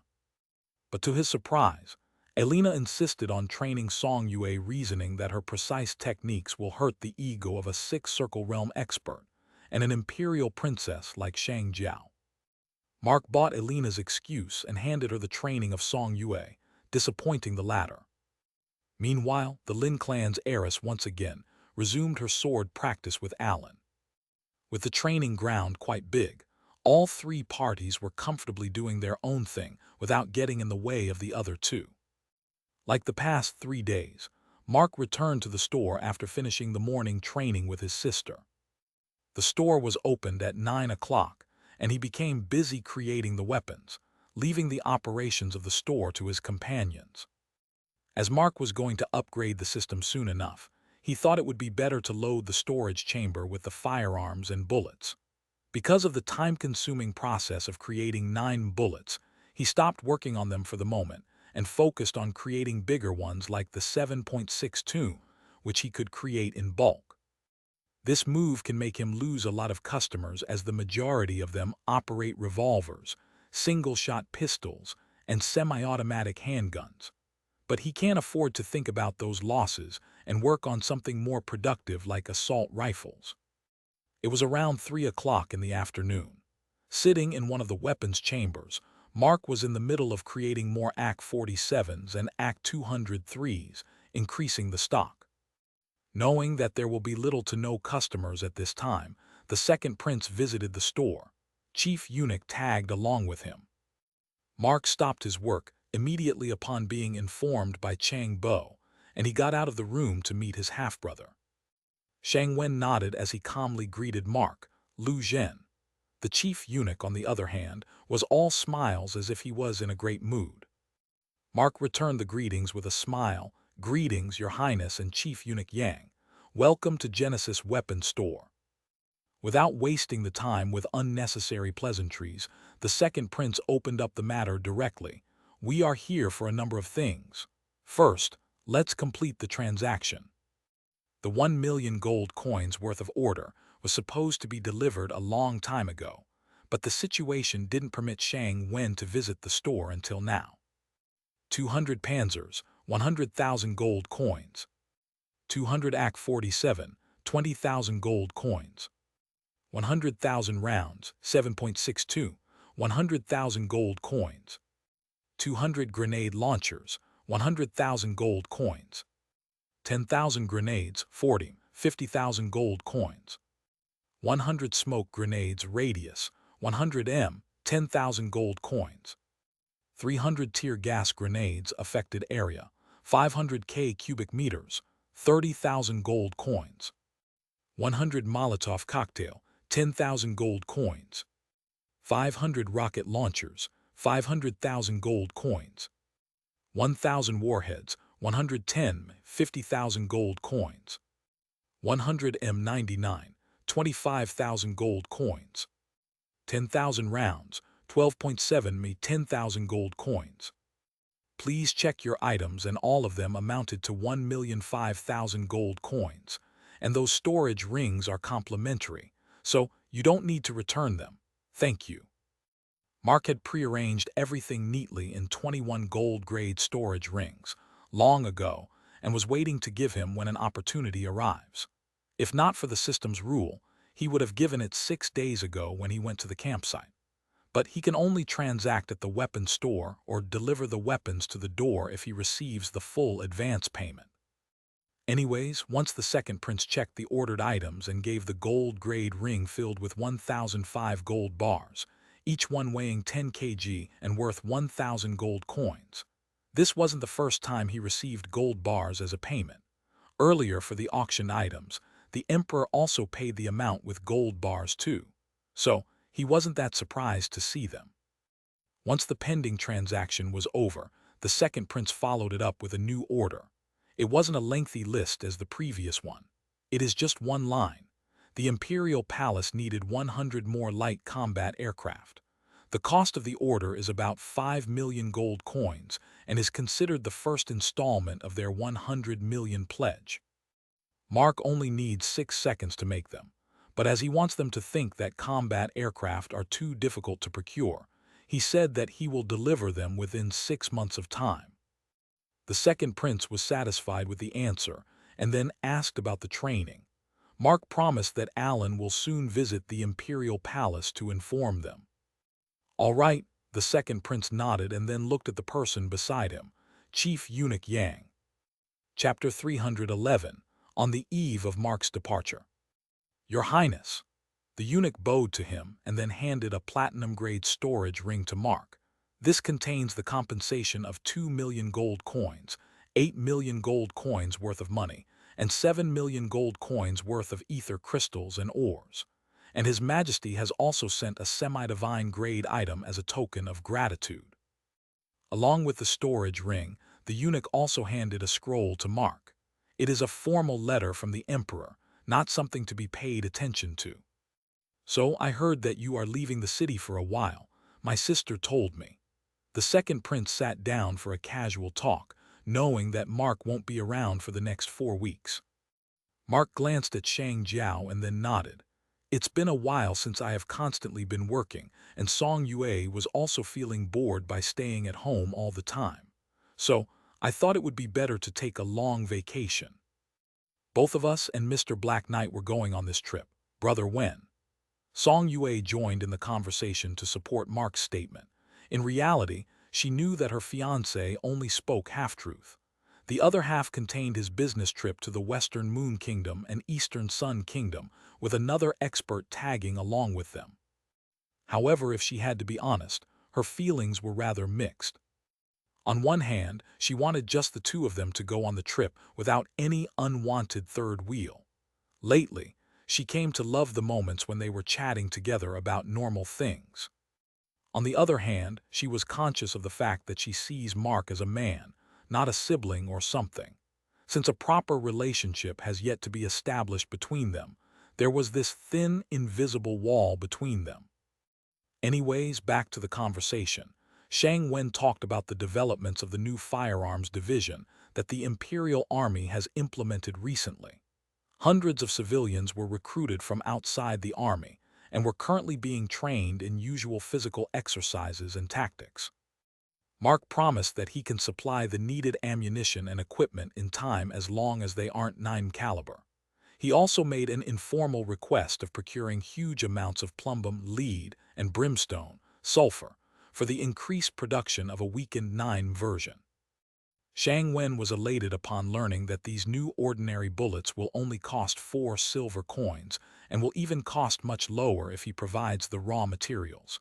He thought they might be helpful in dealing with ordinary civilian criminals without spending many funds. He nodded. Whatever you need, send the list to the Imperial Palace. We will provide everything. Soon, the second prince and the chief eunuch left the store. Mark continued with business as usual. Slowly, the sun has set in the west, and the closing time arrived. Before the two teenagers leave, he talked to the two of them, informing them of their immediate future linked to the store. Shang Jiao, you are free from the punishment and no longer needed to work in the store. As for the training, you can only consult General Shang from now onwards in case you are still interested. I express my gratitude for putting aside your ego and working for our store like a normal person." As Mark indirectly implied that she needed to get back to her princess life, the latter felt sad that she might not be able to meet her brother on a daily basis. She blamed herself for not trying hard enough to get close to her brother, but she wasn't the type to listen to the orders and say, "Yes." "Owner Lu," the princess responded immediately with a request. "If you don't mind, can I still visit the store once in a while and work like before? I kinda like the feeling of, working like a civilian, and also to chat with Sister Yue." Mark was a little bit taken aback by her request and he pondered on it. But before he gave his answer, Song Yue agreed on his behalf. "Of course, Xiao Jiao. You are like family. You can come at any time." Originally, if it is the same Mark as a month ago, he would have winced at Song Yue's remark. He doesn't want to acknowledge that anyone from the imperial family is a family member to him, but after getting to her better for the past couple of weeks, he doesn't hate her a bit. At the same time, he didn't want to get too close to her because of his revenge against his parents, or more specifically, his mother, who has the power to change any situation in the empire, but refuses to do it and even stayed like a civilian for decades. And now that Song Yue had already spoken, he didn't feel like it would be good to say no. Hence, he agreed in the end. "I don't mind it." Shang Jiao felt happy and let out a wide smile. Mark then shifted his attention to the welfare. "Chang Bo, in our absence, you will be the interim manager of the store. Whatever you need, you can find them on either the shelves or in the storage room.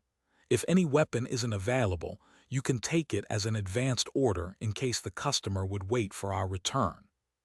He already informed Chang Bo about it a day ago, so the latter wasn't surprised and nodded firmly. "You can count on me, boss." "Good." Mark nodded and gave him the key to the store before sending the two of them away.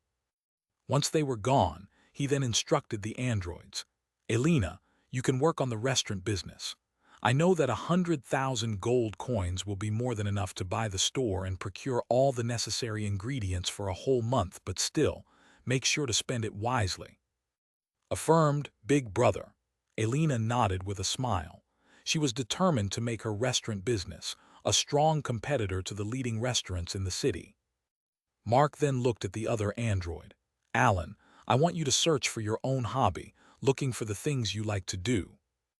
"Razumim, Velki Bratter," Alan saluted, confusing Song Yue a little bit.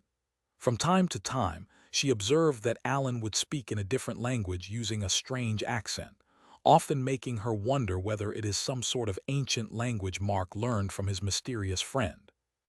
On the other hand, Mark already came to the terms with Alan's obsession with using Czech while he was talking to him.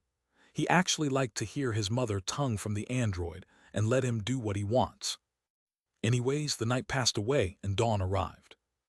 In an LMV, Mark sat in the driving seat while Song Yue sat beside him with the golden-furred cat in her arms. Black Knight Aka Song Yun shared the backseat with the 8-circle beast king, Manticore. Lin Zhu and Shang Jiao, the two of them came to the store early in the morning to send them off. Chang Bo also reported to duty early for the same reason.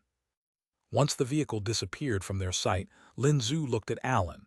"Shall we begin our sparring?" Alan nodded. "Let's go." As the both of them walked toward the training ground for the sword fight, Shang Jiao said to the whelpier, "Chang Bo, I'll help you with the store until owner Lu returns."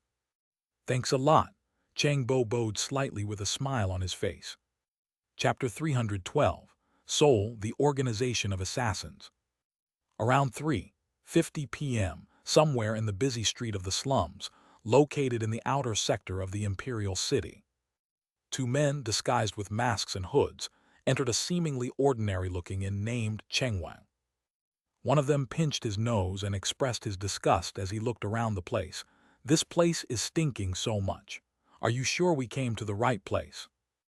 The other man nodded. "Please bear for a while, master. We will return soon." "Fine, but this needs to be done quickly. If I stay for 10 minutes in this disgusting slum, I would get sick." The servant's master couldn't bear the sight of poor hygiene. He might be a rich guy. Anyways, soon, Both of them walked to the reception desk where the manager is sitting. She's a middle-aged woman who is nearly 8.3 ft tall and wider than both of them combined. One of the hooded men flinched when he saw this monster in human skin. The servant then spoke to the manager. "We are here for the skyborning wine. I heard that you sell a genuine one." The giant woman narrowed her eyes as she heard those words. She asked, "It is quite expensive. Are you sure that you can afford it?" The servant politely answered, "We are prepared to buy it at any cost." "All right, then follow me to the underground wine cellar." The woman was then personally escorted to the underground, where wines from centuries away were preserved. Once she confirmed that no one else is spying, the manager asked the both of them, "Okay, now, you may reveal your identities." Both of them took off their masks, revealing their identities. It is the Crown Prince and his loyal bodyguard. While Shang Zexi is indeed a high-profile person, the manager was calm as she addressed the both of them. "All right. Before going to them, I will have to warn both of you to not negotiate the prices or speak in a condescending tone, or else you might not make it back." Shang Zexi furrowed his brows in displeasure. He was the Crown Prince. How dare this woman talk to him this way? The woman might look big, but she isn't even a spirit warrior. With his 6-circle realm cultivation, he can kill her in the blink of an eye. So, shouldn't she mind her tone? He felt insulted and clenched his fist, but the servant caught his arm, indicating him to stay silent. Shang Zexi forced himself to calm down and simply nodded. "Good." The woman then walked to one of the walls with the mark of a large hand engraved on it. She placed her hand, and it glowed for a couple of seconds before the wall door slid to the right, revealing a staircase that leads down to somewhere. "Follow me." As the three of them entered the dark space, the door closed, and they continued to walk down the stairs. It took them 5 minutes to reach the floor with dim-lit surroundings. Then, they started walking. The place looked like an underground maze with several tunnels leading to either somewhere or a dead end. Eventually, after another 10 minutes of walking, they entered a stone chamber where a mysterious hooded figure sitting behind a desk. There was nothing else in the room. Neither Shang Zexi nor his servant felt the presence of ether from this stranger, but the fact that the place appeared quite mysterious made the Crown Prince adhere to the warnings and controlled his tongue. The hooded figure gestured for the woman to leave. The manager bowed and stood outside of the chamber and closed the door. The hooded figure then spoke to the clients in a raspy voice. "Speak of the target name and basic information." Shang Zexi answered, "Shang Wen, the second prince. I believe that is enough." The hooded figure nodded and then asked, "How do you want his death to be, and what is the time limit?" Shang Zexi took a deep breath and answered, "I need you to kill him in 4 days of time and hand over me the corpse. How he dies is not of concern to me, but all of his body parts should stay intact." 2 million gold coins, replied the hooded figure, taking the Crown Prince by surprise. "Are you kidding us?" Shang Zexi flared up in anger right away. He was prepared to pay any amount, but even then he couldn't accept such a high figure. He felt like they were scamming him by being all mysterious. He is just an Exalt Realm spirit warrior, not a supreme being. Don't dare to mess with me. Do you know who I am? The hooded figure raised his head, revealing his stitched blind eyes and a frail-looking face with freckles. It looks a bit frightening, but what follows that turned even more frightening for the prince. Metal spikes came out of nowhere and pierced the bodies of the Crown Prince and his servant, without hurting their vitals but completely paralyzing them. "I know who you are, Prince Zexi." Not only the Crown Prince was paralyzed, but even his ether energy stopped circulating in his body. It was as if his cultivation was sealed. There was a sharp pain all over his body due to the abrupt piercings from the metal spikes, but the word couldn't escape his mouth. It was the same case for his servant too. The public, friends, allies, or even close relatives only knows this guy as a peak 6-circle realm spirit warrior. Only Shang Zexi and his mother, the Empress, were aware that he is actually at an intermediate stage of the 7-circle realm, not strong as Bai Zun, but powerful enough to keep the Crown Prince from any kind of danger. But now, even he was helpless against the blind fellow sitting before them. He wanted to apologize and beg for mercy, but he couldn't move his mouth either. Thankfully for them, the hooded figure retracted his power in just 10 seconds while warning them not to scream. Both of them wanted to scream out loud in pain as the spikes are out, but held the pain as the hooded figure explained the reasoning behind the exorbitant amount of fee. First of all, the second prince isn't a simple Exalt Realm spirit warrior. He has awakened the Phoenix bloodline. To finish him cleanly, we will employ a legendary realm expert of at least advanced stage. Secondly, he possessed the fire seed of high quality. If you don't want our assassin to loot his storage ring, then you must pay 2 million gold coins. We don't need any advance payment and will only take it after the job is done. Shang Zexi fell silent. Now that he experienced the power of this blind expert, he developed more confidence in this hidden organization. In the end, after much thinking, he then asked as politely as possible, "If I want Shang Wei, the third prince, also to die in the meantime, how much more it will cost?" "If you want us to assassinate him after you acquire the fire seed, then it will be 100,000 gold coins," replied the hooded figure before he took a 3-second pause to think and then said, "But before that, it will cost 5 million gold coins. According to our information, his path to the throne will become clear after awakening the Phoenix bloodline." So much of difference, huh? But then again, it is reasonable. After being taught a lesson, Shang Zexi appeared to be more understanding toward this member of the organization named Soul. He then asked as an afterthought, "What about Lu Zhen? You must have known about him." In response to that question, the hooded figure rejected it right away. "No one in our organization will take that assignment even if you offer 100 million. Shang Zexi heard about Mark's acquaintance, a peak-stage Supreme Realm expert. Hence, he wanted to probe into the strength of the organization.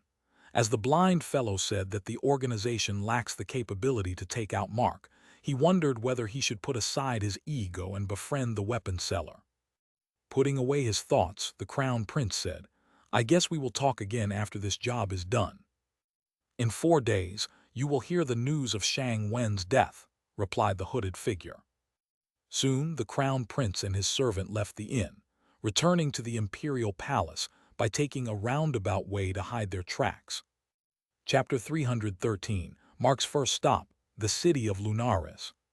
Kunyu Mountain Range. The light multi-role vehicle was slowly and steadily moving through the mountain trails and came to stop at the foot of Land Mountain's Violet Peak. Looking at the trail ahead, Mark mumbled, "Just like I expected, I guess it is no longer possible for the vehicle to go. Plan B." He glanced to his side. Song Yue was sleeping with her head resting on the window glass. "She looks damn beautiful from the side angle." For a while, he just stared at her in silence. Unknowingly, a smile appeared on his face.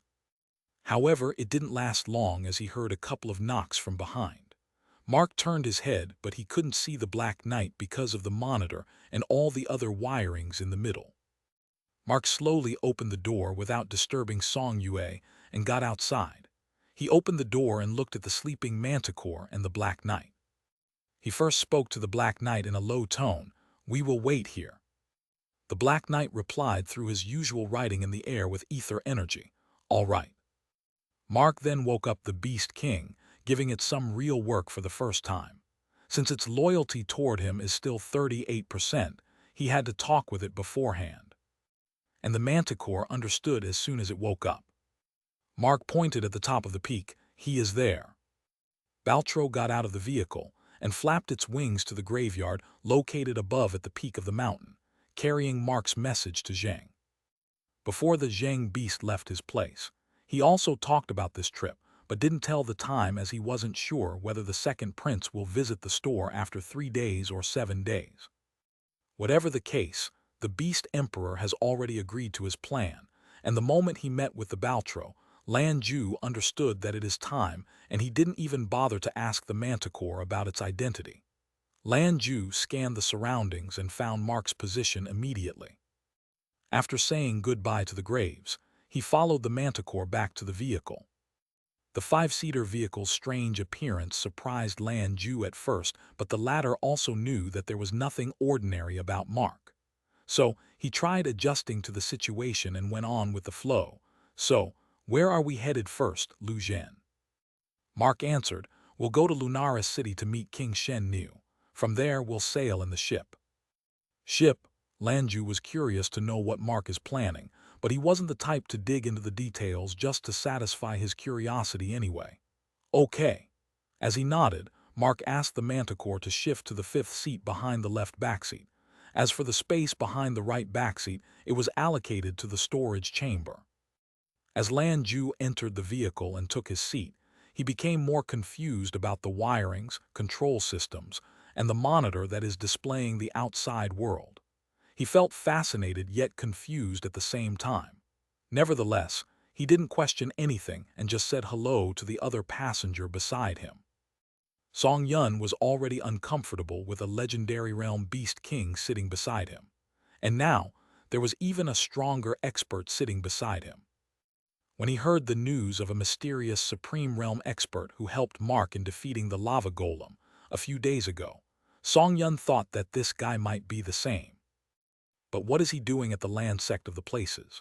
Song Yun has no idea, but he knew that he isn't in a position to ask something, so he kept his thoughts to himself and stayed quiet. Meanwhile, the Manticore was staring at the back of Lan Ju's head, and it looked a bit confused. Lan Ju looked like a human from head to toe, but he smells like a mighty beast to it. But at the same time, due to Lan Ju's contract with Mark, the Manticore didn't sense any threat from the stranger either. If anything, it felt that Lan Ju is an ally.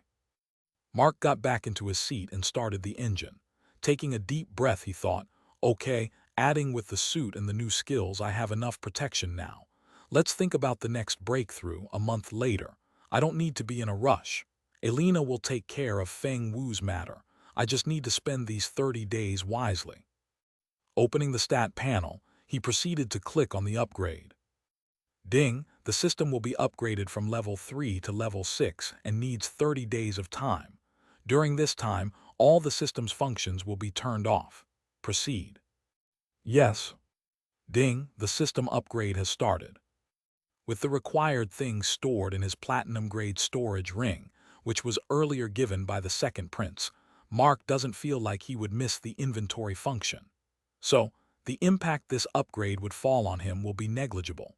Or so he thought as he reversed the vehicle and then continued his journey to his first destination. He drove for a few hours and then set up a tent with a bonfire nearby a river in the Western Moon Kingdom, before having dinner and resting until the morning. Of course, Mark and Song Yue didn't sleep together in one tent. Song Yue slept alone with the Beast King guarding her. Song Yun accompanied the Manticore while Mark and Lan Ju took a rest in the bunker bed, located in the back chamber of the howitzer. As for the LMV, it was just parked on the side since people can only sleep in the sitting position inside this vehicle. Fortunately, everyone in this party of 5 had the experience of sleeping in the wild. Hence, no one has a troubling sleep. The next day, at 3 o'clock in the morning, they packed up and continued their journey. In 3 hours, they reached the city and entered a prestigious inn named after the moon goddess, Chang or Chang-er. Lunaris City, Western Moon Kingdom. The royal palace was looking sparklingly clean even from a distance, with hundreds of servants giving their best for the past 3 days. King Shen Nu looked anxious as he was walking back and forth in the entrance hall of the palace, while kept glancing at the door. Shen Ling came to him and reported. The preparations for the lunch were done, and the chief cook Wang confirmed that there are no problems with the taste. Our fabled crescent wine was also carefully brought to the kitchen. "What is its age?" asked the king. The princess answered, 78 years. "Good." Shen Nu responded with a satisfactory nod and commented, "Crescent wine tastes best when preserved for 75–80 years. I hope the guests would like it." Shen Ling shook her head with a smile, feeling that it is so stupid.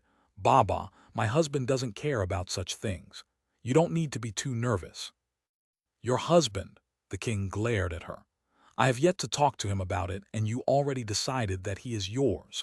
This is the problem with you, intellects. You get too overconfident in your schemes that you don't even worry about failure. Baba, we should turn even a miserable situation into an opportunity for success, replied the princess. The king shook his head, feeling that his daughter lost her IQ because of her crush on the weapon seller. Chapter 314, The Six Demigods of the World. At around 11 o'clock in the morning, the light multi-role vehicle arrived at the royal palace. Western Moon's Prime Minister Zhu and other important officials were waiting for him at the entrance. As Mark slid down the window and looked outside, he saw the familiar face. He opened the door and stepped outside while telling the remaining people to stay inside. Greetings, Lord Lu. Zhu Jianhong gave a 90-degree bow alongside the other soldiers stationed there. Mark was never greeted with this much respect before, so he was a little bit taken aback but controlled his calm expression and nodded. Thank you for the hospitality, Mr. Zhu. Shall we go? As the soldiers moved aside, Mark got back into the vehicle and drove through the entrance, eventually reaching the impressive white marble building, shining brightly. The king, the princess, the uncomfortable queen, and another uncomfortable prince, who is the nephew of the king. All of them appeared to be waiting outside the palace as the doors of the vehicle opened, and the people got outside. In an instant, a trace of surprise appeared on several of them. They were only prepared to welcome Mark and probably his servants. But the king never expected that alongside Mark, there will be others that he didn't know. There's his beautiful fiancée who appeared to have lost in thoughts while staring at Shen Ling. There's an average build but has knight's armor from head to toe, and this guy is even in the seven-circle realm. A middle-aged looking fellow who gives off the same vibe of a supreme realm expert that he once met. A cute kitten, but is of emperor grade that he heard of. Finally, a beast king of the legendary realm. Just the manticore is alone to turn the whole kingdom upside down. But why did Mark bring such powerful figures to his palace and intimidate them when this was a friendly visit? The king didn't understand Mark's motives. On the other hand, Shen Ling's smile only grew wider as she saw the group. She wasn't that affected by them at all. The king greeted them and escorted everyone into the palace. They sat down in the main room that is connected to the entrance hall. The spotless room was decorated with floral wallpapers, high-quality paintings on them, plaster decorations for the ceiling, crystal chandeliers, etc. As this isn't the first time he came here, Mark could see the changes. But he wasn't as attentive to it as Song Yue or the golden-furred kitten. Mark's focus is on the king. Being familiar with Shen Niu, he made the introductions of his people. He introduced Lan Ju as Wu Weibao in order to hide his relation to the Lan sect. The instant he heard the name, Shen Niu cupped his fists immediately and greeted him. Obviously, as a ruler of a kingdom, he would know what happened in the neighboring territories. This was also why he was giving so much respect to Mark. And that also means that he heard of Wu Weibao's name. He suspected it when he saw him at the entrance, but now that he confirmed his identity, it became difficult for the king to keep his calm in Lan Ju's presence. Actually, we would have invited you in person for the favor. The help you knowingly, unknowingly did it on us. The Church of Doom, you killed them. Sorry, I'm just because of the heat hahaha. As the king suddenly turned into a timid person, confusing Mark and others, Princess Shen Ling took over the position of the host and spoke. What my father wants to say is that once again you did a favor to our kingdom by taking out the elders of the Church of Doom. It's not a big deal. Mark waved his hand in response, understanding why the king suddenly became tense. He further said to the king, as long as their leader is alive, the threat still exists. I actually didn't know that he was there at that time, or else we would pursue him and kill him for sure. Anyway, sooner or later I will finish the job, so you don't need to worry about it, King Shen Niu. I hope so. The king let out an awkward smile, but the princess appeared to have different opinions. No, Mr. Lu, it's not that simple. No disrespect to Venerable Wu, but even a demigod will be helpless if he wants to enter the Tower of Doom and kill Yan Hai. What do you mean? Mark furrowed his brows. Isn't the Church of Doom's leader only a supreme realm expert? Is there anything special about this tower? Defense skills like his store, perhaps, he wondered. The princess then looked at her mother, who sat quietly like she doesn't even exist. It is best if she explains it. The queen was slightly surprised by how her daughter suddenly pushed her into the talk. She looked at her husband, who suddenly frowned at the mention of her name, and then spoke. The elders of the Church of Doom speak of the existence of the ancient guardian who came to this land following Yan Hai. The Tower of Doom wasn't actually constructed by the builders like the public thinks it is. It actually came along with this ancient guardian in the form of miniature size. The Tower of Doom is the disguised form of the divine-grade weapon of the ancient guardian, who is said to sleep in his special coffin all the time in order to prolong his life and look for a way to break through and become immortal. No one has any idea of the abilities of the tower, but one thing is for sure. It is that every elder of the church believes that as long as they are in the tower, they are safe unless an immortal from another world is attacking them. But forget about immortals. Our world didn't even have a sufficient number of Supreme Realm experts. Okay, you have said enough, Queen Tan. The king responded coldly, addressing her in a formal way as soon her explanation was finished. Mark caught Shen Ling slightly smiling, and when their eyes met, she quickly wiped it off away from her face. She knew that his hatred for her will remove his suddenly developed timidness because of the mysterious expert. So she involved her mother in the conversation. And just as she expected, King Shen Niu returned to his usual self and joined the conversation. Anyway, with the deaths of several elders, Yan Hai won't act for a while. But the real problem is the Dragon Empire. Mr. Lu, I won't ask whether you are responsible for the deaths of the Tang dynasty's ancestor, Supreme Commander and his men. But if I were you, I would be careful. To my knowledge, only 6 demigod realm beings exist in this world. Of them, 4 are only beasts, namely, the Zheng of Kunyu, the Kun of the Ocean, the Werewolf Lord of the Beast Empire, and the Dragon Emperor of the Blood Hill. Of the remaining 2, one is the ancient guardian of the Church of Doom, and the other is the founder of the Dragon Empire, Tang Yuan. And the current emperor of the Tang dynasty wouldn't keep silent after hearing about the death of his ancestor. We shouldn't be surprised if he bothers Tang Yuan to action personally. After listening to all the explanations, Mark only commented one word: interesting. Chapter 315. Either marry my daughter or cut ties with us. Roughly about 80 minutes later. The lunch was finished, and everyone except for Mark went to their respective guest rooms. He was sitting in a private chamber, chatting with the king and princess. Well, at the moment, I'm on a vacation, so the plans of opening the branch store will have to wait for a few weeks, replied Mark when asked about the store's status. The royal family has already hired the required staff members, so they were waiting for the opening. While this piece of news slightly disappointed Shen Niu, it is not on the main agenda. Hence, he threw it away to the back of his mind and proceeded to speak about something else. It's all right. The store can wait. Our hands are already full of those panzers and howitzers. Speaking of which, we would really like to order more ammunition for the howitzers in the near future, like 1,000 of them. So, I was hoping that you would start procuring them from your manufacturer and have them in stock so that, we don't have to wait for too long. At the moment, Mark cannot create anything even if he wanted, so he cannot do what Shen Niu wants. But then again, there's nothing wrong to give empty promises to strangers like him anyway. Hence he nodded. All right, I'll see what I can do. Okay, thanks. Shen Niu went silent for a while before he started another topic. So, from here to Nank Island, if you need any help with the construction, don't hesitate to. Before he finished his sentence, the princess hurriedly grabbed his arm and shook it.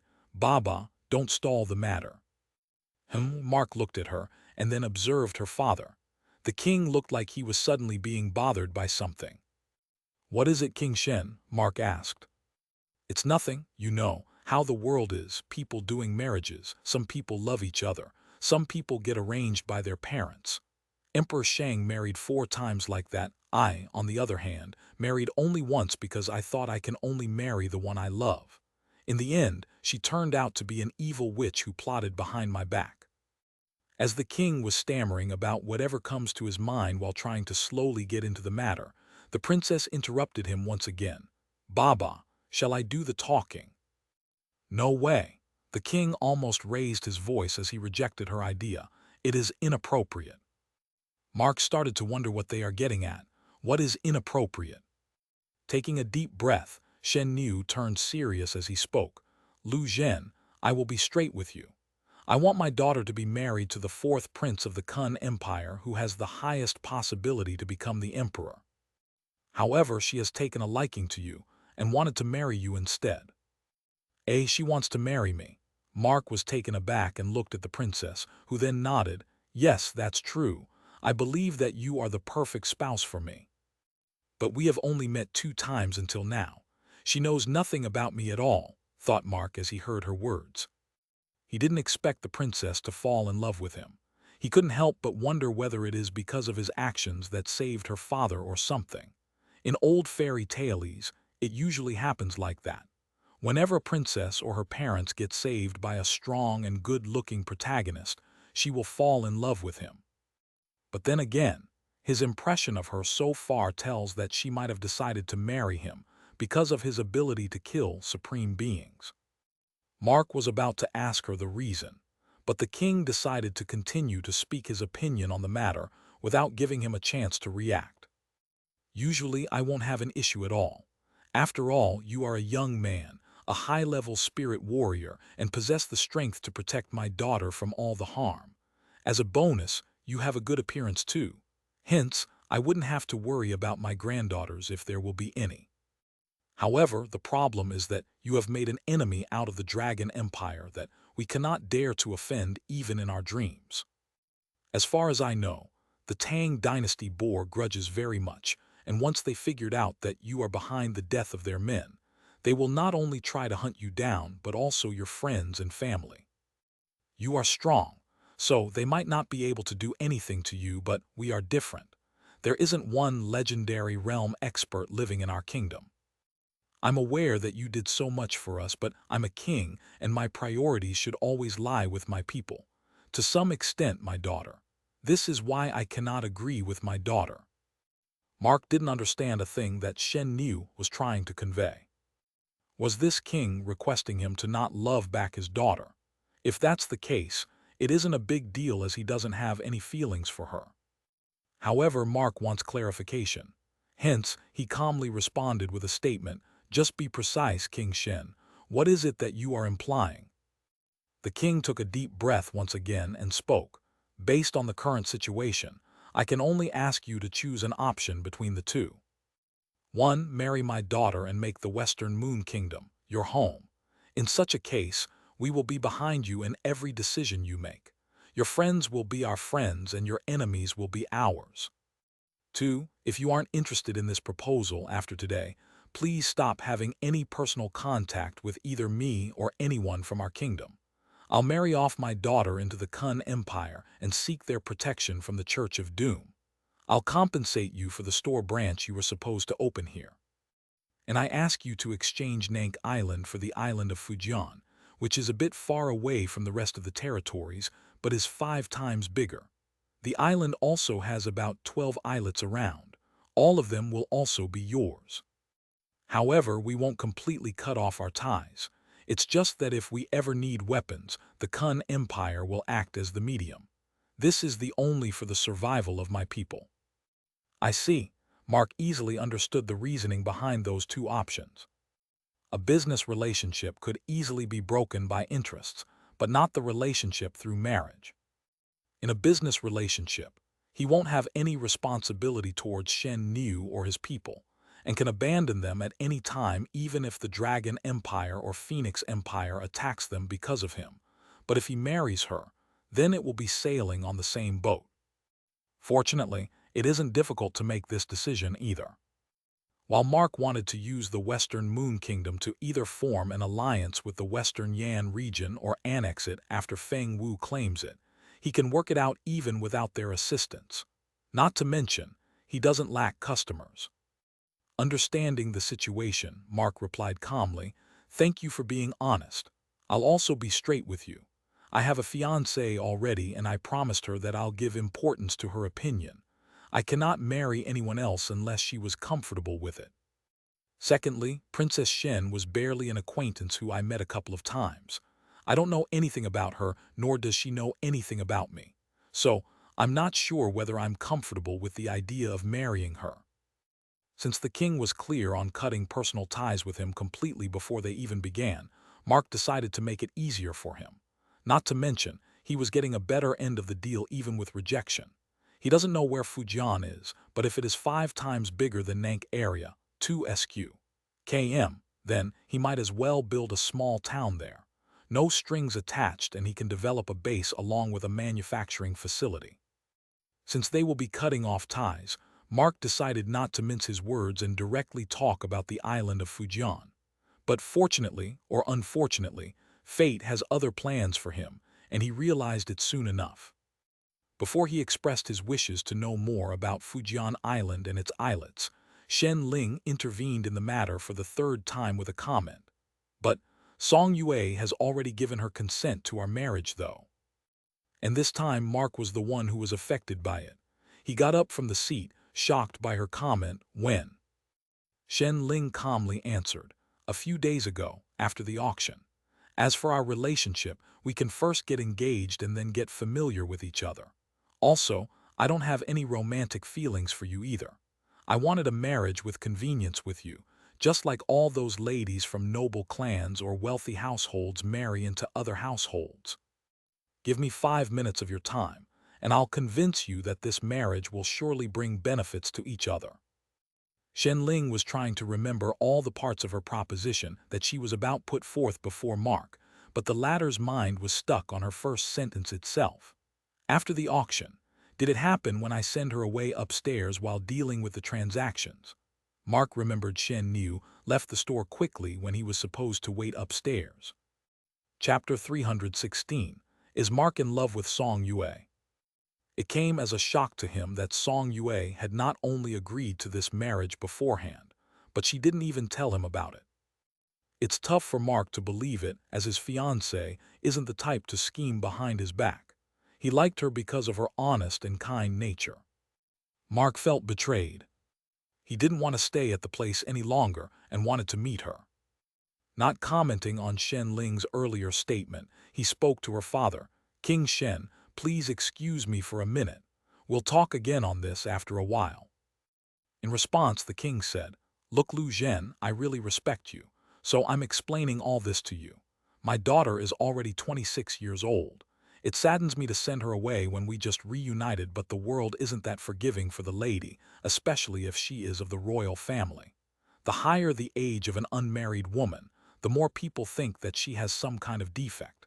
That is why I want to get her married soon. I have already heard of your opinion, but please do take 3 more days of time to ponder on it carefully and give me your decision.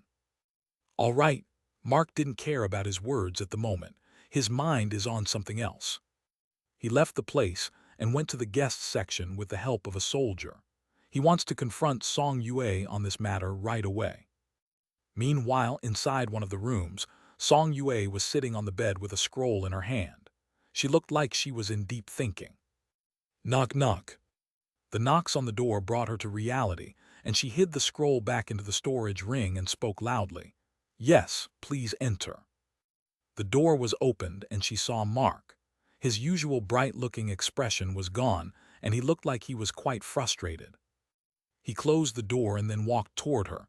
Song Yue got up from the bed. What happened? She asked. King Shen Niu gave me a marriage proposal for his daughter, replied Mark before immediately asking her. After the auction, did Princess Shen express her desire to marry me and you have already given your consent? Song Yue had expected this to happen but didn't expect that Mark would be so displeased by it. She slowly nodded, yes. Mark almost raised his voice, why? Turning around and slowly walking a couple of steps away, she answered while trying her best to hide her emotions. I cannot stand in the way of your bright future. She is a princess, beautiful, intelligent, and I thought she will match you in every way. Well, not as beautiful as you, but she's okay, I guess. Mark trailed off a little bit, commenting on her statement before he shook his head and got on the right track. No, that's not the point. This isn't about calculations. It's about feelings. I don't feel anything for her. Her face glowed for a bit, but she tried to suppress it and argued back without looking at him. Well, you can develop feelings after getting engaged. Lots of people ended up loving each other after the marriage. Mark only became more frustrated as he raised his voice this time as if he was having a verbal fight with her. No, I can never develop feelings for that woman because I. He was about to tell something, but the realization hit him and he forced himself to swallow down the words and tried to speak something else. Because I have several goals to achieve, and I have told you once. Until I fulfill them, neither love nor marriage has any place in my heart or my thoughts. Sorry for not informing you. Song Yue apologized to him while becoming dispirited all of a sudden upon hearing his statement. Mark didn't know what else to say, and he just excused himself to leave the place, going to the royal guest room that he was allotted. After entering the room, he threw himself on the king-size bed and hit his face against the pillow. Idiot! What the hell was you going to blabber earlier? Okay, Song Yue was a beauty and your heart skipped many times because of her, but that doesn't mean you should carelessly throw around the words. Mark then sat in the lotus position and closed his eyes to calm himself. Fu, take a deep breath. Nothing has changed so far, but the princess appeared to be quite confident in convincing me. I couldn't help but be curious. But what if I get convinced? What will happen to Song Yue? Mark didn't know how the situation will develop, and that unknown future worried him. He doesn't want to abandon Song Yue at any cost, and that feeling, which goes against his opportunistic nature, worried him. Hence, he decided to run away from the problem by leaving for Fujian Island as soon as he acquired the land deed. Mark slowly tried to clear his head with meditation, although not for a long time. In just 2 minutes, he heard the door knock. Is it Song Yue? Wondering whether it is his fiancée who probably wanted to talk to him, Mark took a deep breath and got down from the bed, walking forward to open the door only to see the princess was standing outside with a smile on her face. Princess Shen. Can I come inside? Asked the princess. Mark didn't need to think too deeply to understand her motives. He easily guessed that she will try to convince him. He planned to escape, but since the problem is already on his doorstep, he might as well face it, thought Mark as he nodded. Mark dragged the chairs, facing each other before asking her to sit. However, she didn't sit and just took out some kind of scroll. Mind if I use the sound barrier? It's better to remain this conversation private. Mark became curious. He wondered what secret she was going to tell him. Sure. As he agreed, Shenling poured her ether energy into the scroll and activated the technique. A visible yellow-colored barrier formed by the connection of hexagons, almost covering the entire room. Okay, I'm ready to listen, said Mark as he took the seat, indicating for her to go on with what she visited him for. Shenling wiped off the smile on her face and took the seat, speaking in a serious tone. Let me give you the main reason for my decision to choose you. I wish to overthrow the patriarchal system in our society and become the first ruling queen of the Western Moon Kingdom. And with you on my side as my husband, I'm confident that I can fulfill my dream. You want to overthrow your father? Mark was taken aback. This is not expected by him for sure, but why she was doing that?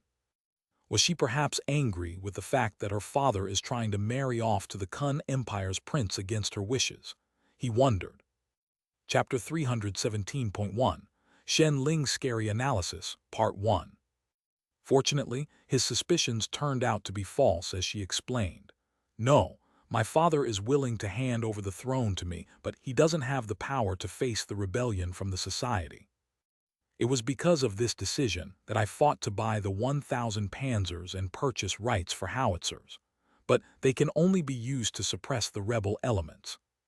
I need a partner who can stand by my side, someone who doesn't look down on women, someone intelligent, someone strong, and someone who doesn't give a shit about how difficult the problem is. And I don't think I can find a better husband than you. Mark didn't speak for a while, digesting everything that she had told him earlier. It would be a lie if he says that he wasn't impressed in the least, but still, her reasoning wasn't enough for him to consider marrying her. After thinking for a bit about how to convince her to stop pursuing him, he calmly spoke. "Okay, it seems that you are clear from your side. You might also have a few things left to say in order to convince me that I will be benefited through this marriage. However, there was a big problem here. You wanted to rule a kingdom and wanted me on your side, but I cannot do that. Once my job is finished, I will leave for another realm for good. And because of your commitments to the people of this land, you will not follow me. Hence, I don't think it is a good idea for you to marry me." Mark didn't lie to her. Once he had his revenge against his biological parents and give justice to his late adopted parents, he planned to leave with Lan Jiang for the place his maternal grandfather came from. Of course, there is hesitation because of Song Yue, but at the very least, he wasn't creating an excuse to shoo away the princess. However, the princess appeared to be too calm. She didn't flinch at his statement and calmly gazed at Mark. She then let out a smile and shook her head. "No, Lu Zhen. I'm sure that you won't completely abandon this world and leave with your maternal granduncle, Lan Jiang. Or else, you won't ask for the ownership of an island to build a manufacturing facility." "What?" Mark rose to his feet with his eyes widened in shock. "How do you know?" He never spoke of his relation to Lan Jiang with anyone else, and neither the latter would have revealed it to anyone. If the princess found this relation, doesn't that mean that she also knows his birth secret? "It is simple once we analyze the past events." Shen Ling continued to smile and gestured for him to sit down. As he took the seat once again, the princess explained, "Let's start with your adopted parents, Lu Yimu and Yizexi. According to our source of information, Yizexi used to be a maid for Empress Dowager, Emperor Shang's mother, and later served the queen consort, Lan Jingyi.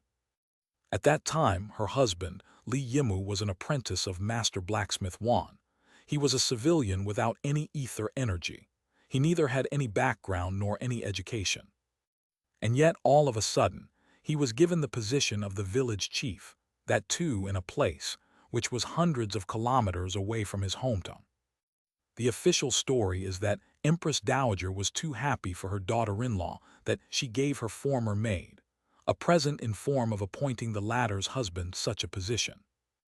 Now, when Yizexi and Li Yimu arrived at the Haotang village, they already had a baby boy who looked like he was born roughly around the same time as the third prince.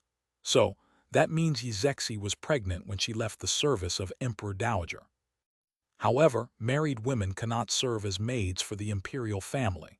That leaves me with a question. Was Yizexi pregnant before married? If so, then, who is the father of the child? Since Li Yimu was supposed to be her husband, then he must be the father, correct? If that is the case, she should have been fired, not sent to her daughter-in-law who was also pregnant around the same time. Mark interrupted her with a comment. "Maybe she was too nice.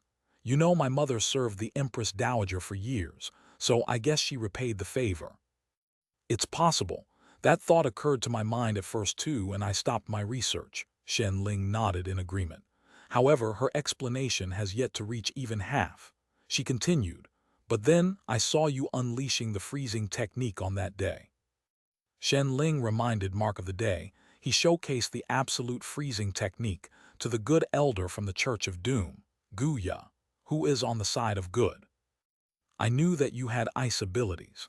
So, it didn't come off as a surprise, but the fact that Elder Guya had requested you to showcase your bloodline ability to reveal her secret prophecy brought to my attention. It was then I realized that your freezing technique isn't some ice ability, but a bloodline skill. It made me wonder why you have a bloodline skill in the first place when you were born of civilian parents. Either you have an ancestor with an ice bloodline, or you were never the child of Yizexi and Li Yimu in the first place.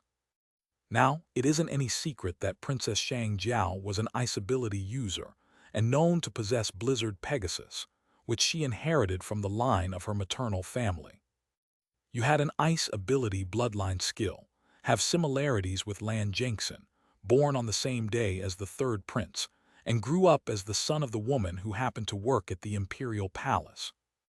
Rather than going after that 0.1% probability, I made a bet on the obvious thing. You are the son of Queen Consort Lan Jingyi. Then, who might be the father? Obviously, it is Emperor Shang. You probably never awakened your bloodline or ether because of the opposing forces of Phoenix and Blizzard Pegasus. Something must have happened at some point in time. Maybe your mysterious master or manufacturer, or whoever might it be, did something to your body to awaken the sleeping bloodline. It became clear to me that you are the real third prince. Then, who might be Shang Wei, the one who is living your life? That brings me back to my above suspicion. Why did Empress Dowager do a favor on Yizexi? After all, at that time, no one knows that Yizexi would give birth to a son with ether energy, and Lan Jingyi would give birth to a normal child. My hunch is that Shang Wei is the illegitimate son of Emperor Shang and Yizexi. That suspicion of mine became more apparent when you demanded your biological father that the fire seed must go to the third prince. I don't know if you are aware of this or not, but if a normal person without any hidden bloodline absorbs a powerful thing like the elemental seed, it would lead to death. And soon I would hear the results. I'm confident that Shang Wei would awaken his Phoenix bloodline, so it's all right. As for Lan Jiang, I know that he visited your store once and then you bothered to call him and his king for tea before the auction. It is obvious that you know him, and now you just told me that you are leaving this world. That gives it away. You will leave with him as he is from another realm, just like Lan Jiangxin. As Shen Ling was explaining how she analyzed each incident to draw a conclusion, Mark just stared at her in astonishment. It was too difficult to digest everything, but he tried to be as calm as possible as he responded with a question. Is there anything else you would like to say about me? Looking at Mark's expression, the princess realized that she had successfully impressed him a little bit. But there is still a bit of information in her head she was dying to tell him. Now that Mark is curious to know what else this princess had analyzed about him, she continued by asking, "What else I know? Should I tell you about how I think that Black Knight is Song Yun, and how Wu Weibao is actually the beast Emperor Zheng, or about your revenge against the imperial palace through weapons dependence?" Mark's heartbeat rose to the peak as he felt like his plans were completely exposed to this lady. For the first time in the past few months, he found someone scary. Chapter 318.2, Shen Ling's Scary Analysis, Part 2. Okay, just tell me everything that you know and how you find it out. Mark was so tensed at the moment that he was even considering killing her to protect his secrets. At the same time, he was also impressed by her analytical skills. For a moment, he even thought she could help him devise a plan to dethrone Shang Fu more effectively, should he marry her. But he doesn't want to act on impulse when there is nothing for him to gain from either of the options. Hence, he decided to treat this matter carefully, without messing up because of some impulse. As Mark asked the princess to continue with her analysis, she spoke. "Well, let's start with the identification of your aides." Song Yun was arrested after his assassination plan failed, and then he was charged with a series of crimes one after another, which sentenced him to 213 years of imprisonment. Now let's look at the charges. First, embezzlement. He was sentenced to 35 years of imprisonment, and he deserved that for sure, but where did the emperor suddenly acquire the evidence, the ledger book? Obviously, the Song clan handed it to him. Emperor Shang didn't have any grudges against Song Yun, and neither is he a scheming type. Hence, he wouldn't have investigated behind Song Yun. Secondly, domestic violence. It is actually a joke that Song Yun was charged with that crime when all he did was lock up his wife and restrict his daughter's freedom for a while. Then why did it happen? It's because domestic violence is common not only in the noble houses, but also in the houses of the commoners. On a daily basis, hundreds of husbands beat their poor wives, and hundreds of wives would abuse their elderly in-laws who live with them. But does anyone cares about that? Neither the society cares nor the officials. If we arrest everyone who participated in domestic violence, the jails won't be sufficient. Thirdly, attempted murders of kin and stranger. No argument about that, but Song Yun was indeed given the maximum sentence. Fourthly, the act of terrorism. In this situation, Song Yun is indeed a criminal for colluding with the top members of the organization, which is banned from the Phoenix Empire. However, based on Emperor's relationship with Song Yun, if the latter apologizes earnestly, Emperor Shang should have actually forgiven him. After all, Song Yun's reasoning was just to get his daughter back and kill his enemy, not harm the innocent citizens. And finally, lying to the emperor. Indeed, deceiving the ruler of the land is the biggest sin that a citizen can commit, but one should also look at the consequences resulting from that lie. It's just mostly a white lie if you ask my opinion. For that, 98 years of imprisonment is too much. My point is that Song Yun was not only betrayed by his clansmen, but also by the emperor, who is supposedly a friend. That leaves me with the question, why did Emperor Shang go so hard on his friend? What do you think, Lu Zhen? Mark never tried to think about Song Yun's punishment. At first, he thought that Song Yun got what he deserved. Later, when Song Yun became the Black Knight, Mark no longer cared. Now that Shen Ling reminded him of all of this, he couldn't help but wonder. This happened before the expo, and the Emperor has no idea about combat aircraft or howitzers. He said unsurely, maybe Emperor Shang's relationship might be turning sour with Song Yun, or maybe he thinks that I'm a valuable asset. Could be, nodded the princess before she crossed her arms to the chest and said, however, I think that it will make more sense if he already knows that you are his son. No, that's impossible. Mark refuted her statement right away. He furrowed his brows as he explained, from our past meetings until now, I'm sure that he only saw me as a weapon seller. I believe that it might be because of my actions against 8 Circle Realm experts, and also because of the legendary Realm Beast King that I had formed a spirit contract with. Shen Ling wasn't surprised and calmly nodded as if she knew that he will react like this. She said, well, let's just say that is true. I won't argue with that. Now, let's get back to the topic, Song Yun. Why did he escape, or rather, how did he even escape in the first place when his ether energy, as well as his strength, is sealed? Not to mention, knocking out all the guards that are on the way. Adding on top of that, this happened right in the middle of the night, 6 hours after you met with him. You saved my father, who is in a worse state. I'm sure that you can remove whatever seal is placed on Song Yun. And 10 days later, a Peak 6 Circle Realm expert visits your store and becomes Song Yue's bodyguard. Your store literally can suppress the strength of any spirit warrior. You have a legendary Realm Beast King and 2 powerful servants on your side. Why would Song Yue even need such protection? What's more, he doesn't even talk. He uses ether writing method. Combine all the events and it will make sense that Song Yun is the one behind the armor. As for Wu Weibao, I heard that he visited the campsite along with you, but in the real battle, some of the soldiers claimed that they took a glimpse at a scarlet leopard with 5 tails. I know for a fact that it is Zheng. So the Beast Emperor is on the battlefield, but the supposedly Supreme Realm expert, Wu Weibao, wasn't seen anywhere else. Why? Obviously, he is in his original form. But why did the Zheng Beast even bother to leave his mountain to help you? Obviously, it is because you are the grandson of Lan Jenxin and awakened the bloodline of Blizzard Pegasus. You are the perfect candidate to revive the sect. Mark doesn't know what to say now. Since all of these are found out by the princess, why leave out the remaining ones? He asked her to continue explaining his revenge. Chapter 319.3, Shen Ling's Scary Analysis, Part 3. While explaining her theory, Shen Ling was also observing Mark's expression so that she can know what he is thinking. She also had a couple of theories that can indicate that the Emperor might be aware of the truth, but she wasn't 100% sure of them, and neither did Mark appear to be welcoming such a theory. Hence, she didn't bother to reveal them. Anyway, the princess ended her analysis with the final topic, Mark's revenge. I have analyzed your movements from your arrival to the Imperial City.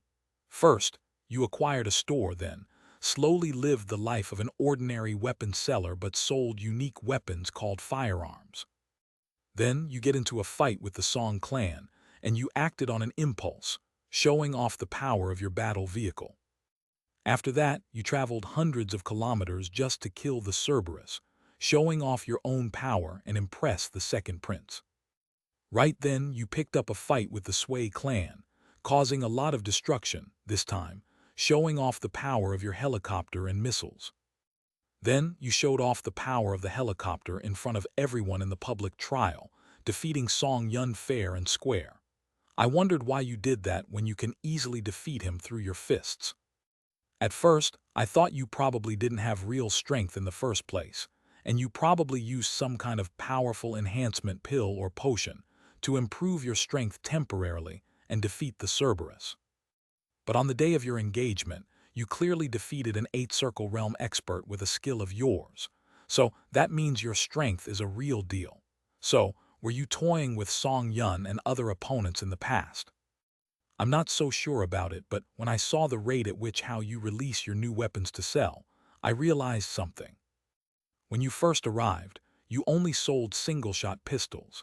Then, you sold the revolver after seeing that you are generating profits and the firearms are working in this society.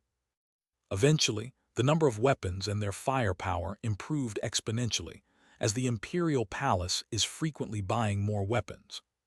For the sake of maintaining your relationship with the Imperial Palace, you even let go of hundreds of thousands of gold coins that you got from Feng Wu, the leader of Kunyu bandits. Then, I realized that you are trying to make sure that the Imperial Palace depends more on your weapons.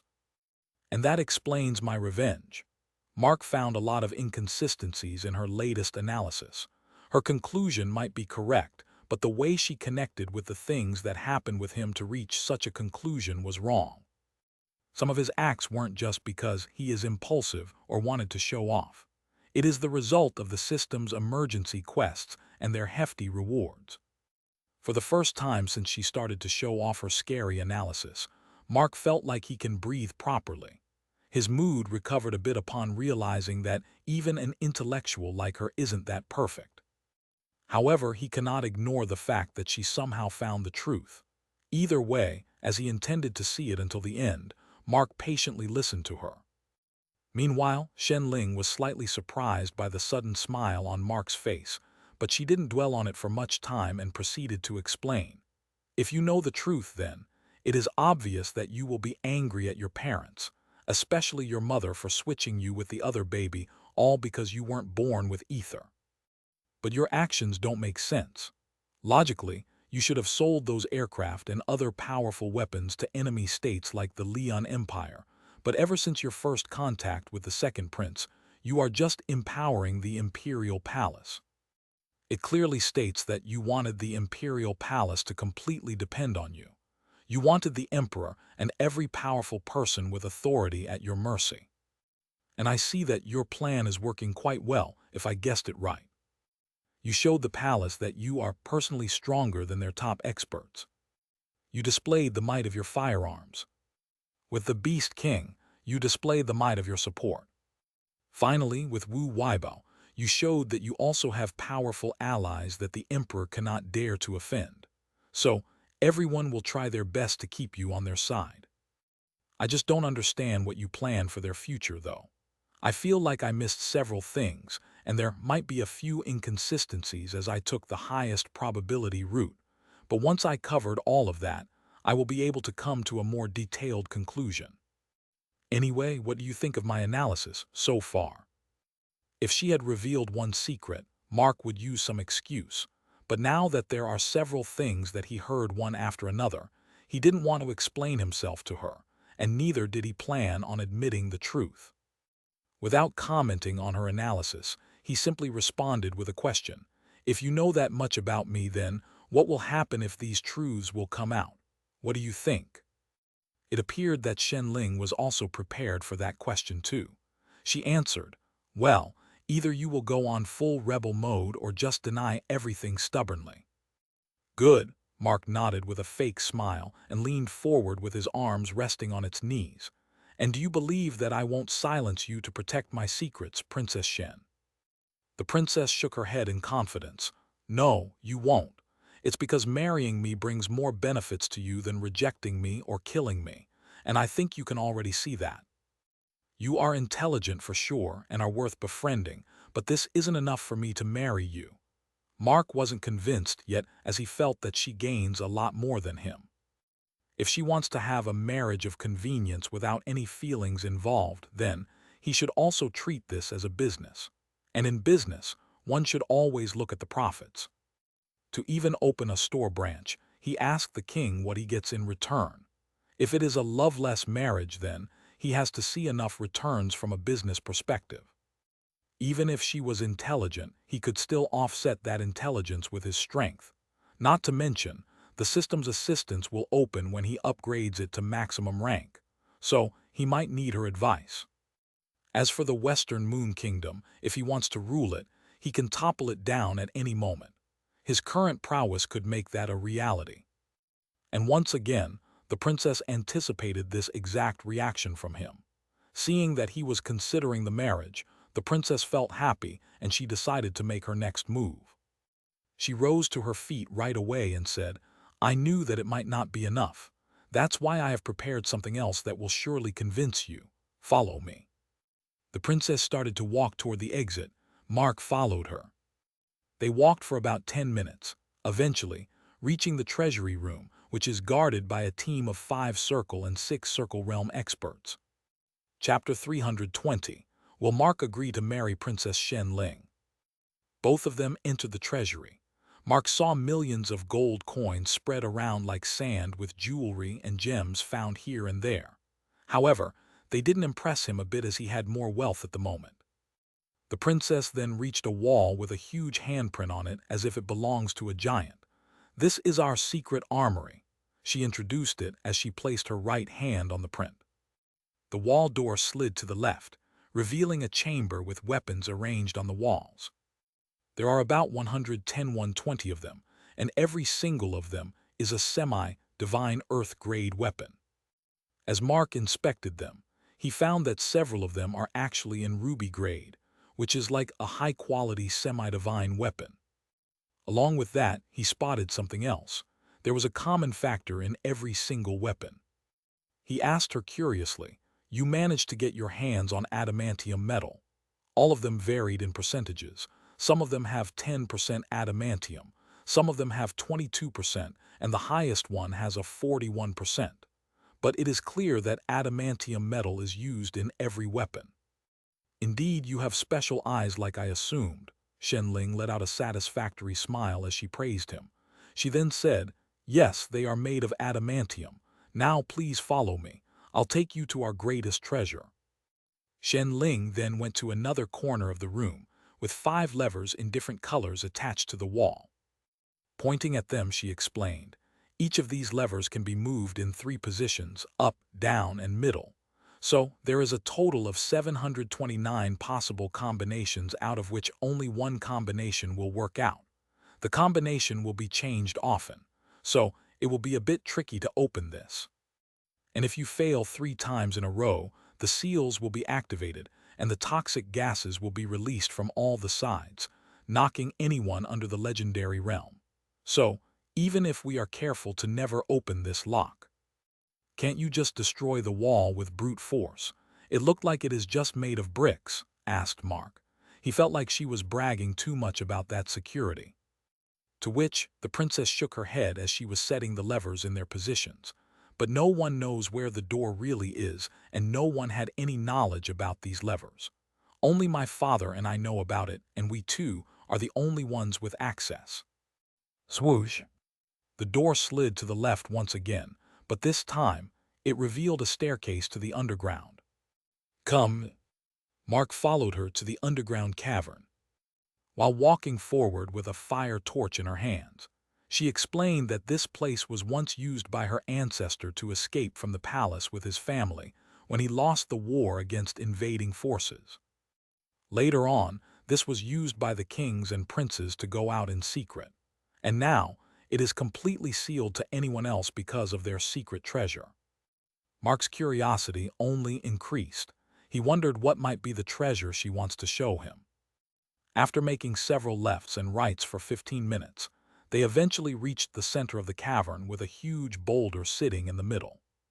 Because of enough lighting in this place, Mark got a clear look at the object. It was as big as 200 meters wide and 100 meters big. This is the treasure I told you about. This thing dropped into this land from the sky about a century ago, and ever since then, it was stored in this place. As Shen Ling introduced the object, Mark walked forward with a look of shock on his face. It is a fucking meteorite, and a high-quality one at that. The system might be in the middle of an upgrade, but his sage eyes are still working the same, just as with other skills. Just a while ago, he found the info of those semi-divine weapons through the same method, not that he had some special eyes or something like the princess thought. Type E meteorite. Grade Na. Status partly destroyed. Composition: adamantium, iridium, palladium, platinum, rhodium, ruthenium, rhodium, metallic iron, silicate minerals, graphite, iron carbides, and others. Description: a Type E meteorite made up of an adamantium alloy and other minerals. Damn, she has really kept a great treasure. A look of greed clearly displayed on Mark's face as he stared at the boulder.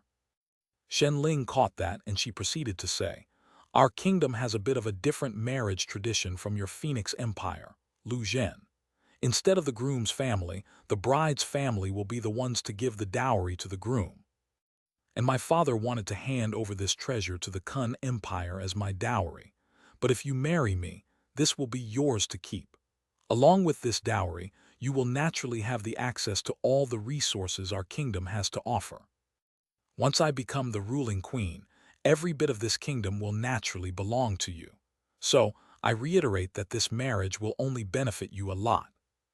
By now, even Mark was convinced completely. That boulder is enough for him to put aside his reservations about everything and marry her. But before agreeing to it, he must also inform her that he cannot compromise on a few things. He then asked, "Everything is good, but the main problem still existed. I will leave for another realm after my work is over. I might visit this place once in a while, but I'm not gonna stand beside you at every minute as a normal husband does. What will you do about that?" "As long as you visit me once a week or at least a month, that's fine with me," replied the princess immediately, feeling excited that she had almost succeeded in achieving her current goal. Mark asked the next question, "I probably will not be able to love you even in the future. Will you be okay with that?" "Of course," Shen Ling nodded. "I'm okay as long as I was treated as a good friend. You can do that much, right? I always thought that one shouldn't marry more than once, but if I take this step, I might also have thoughts of marriages with other women in the future. Are you okay with it?" asked Mark. Shen Ling's smile widened as she agreed to the terms once again. "I'll be fine. In fact, I recommend you do that. Marrying to increase the alliances is not bad. You will have my full support." "My final question."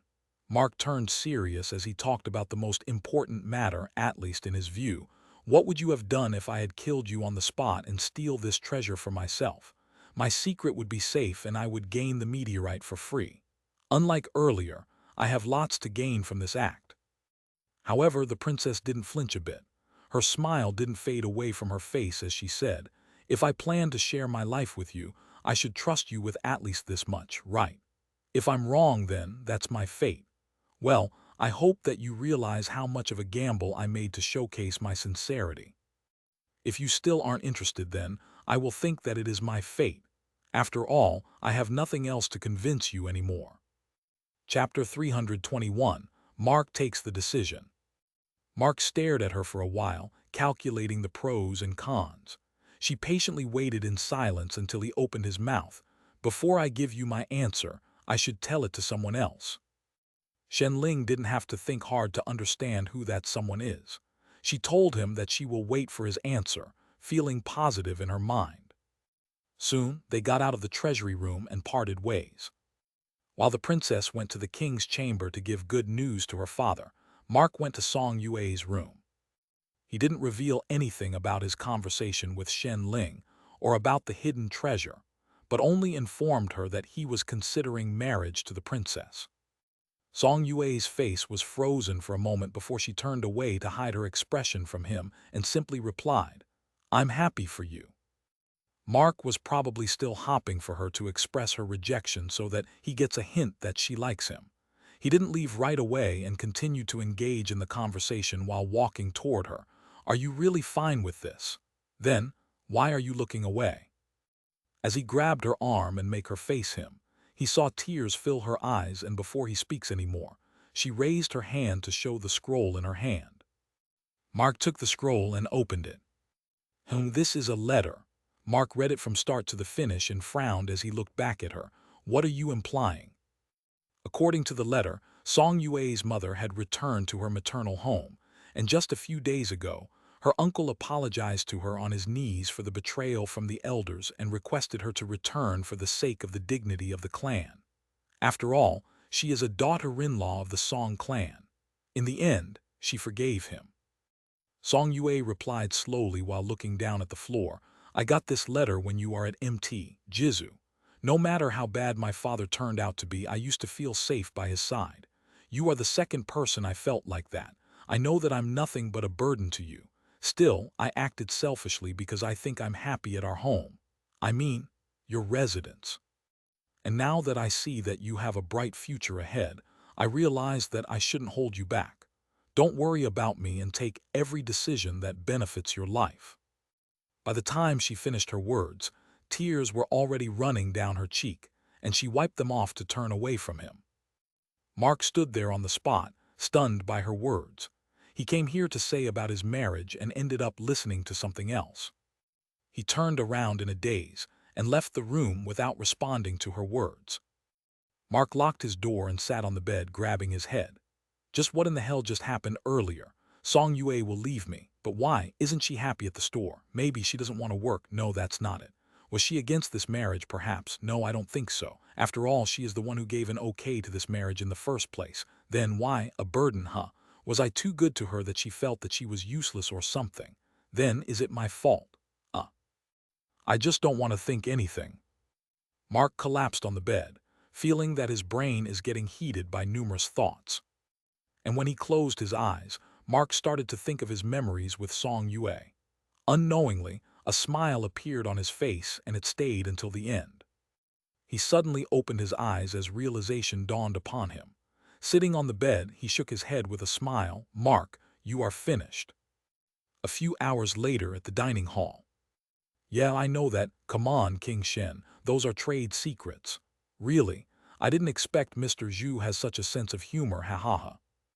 Everyone was eating, looking rather delighted except for Song Yue and the current queen.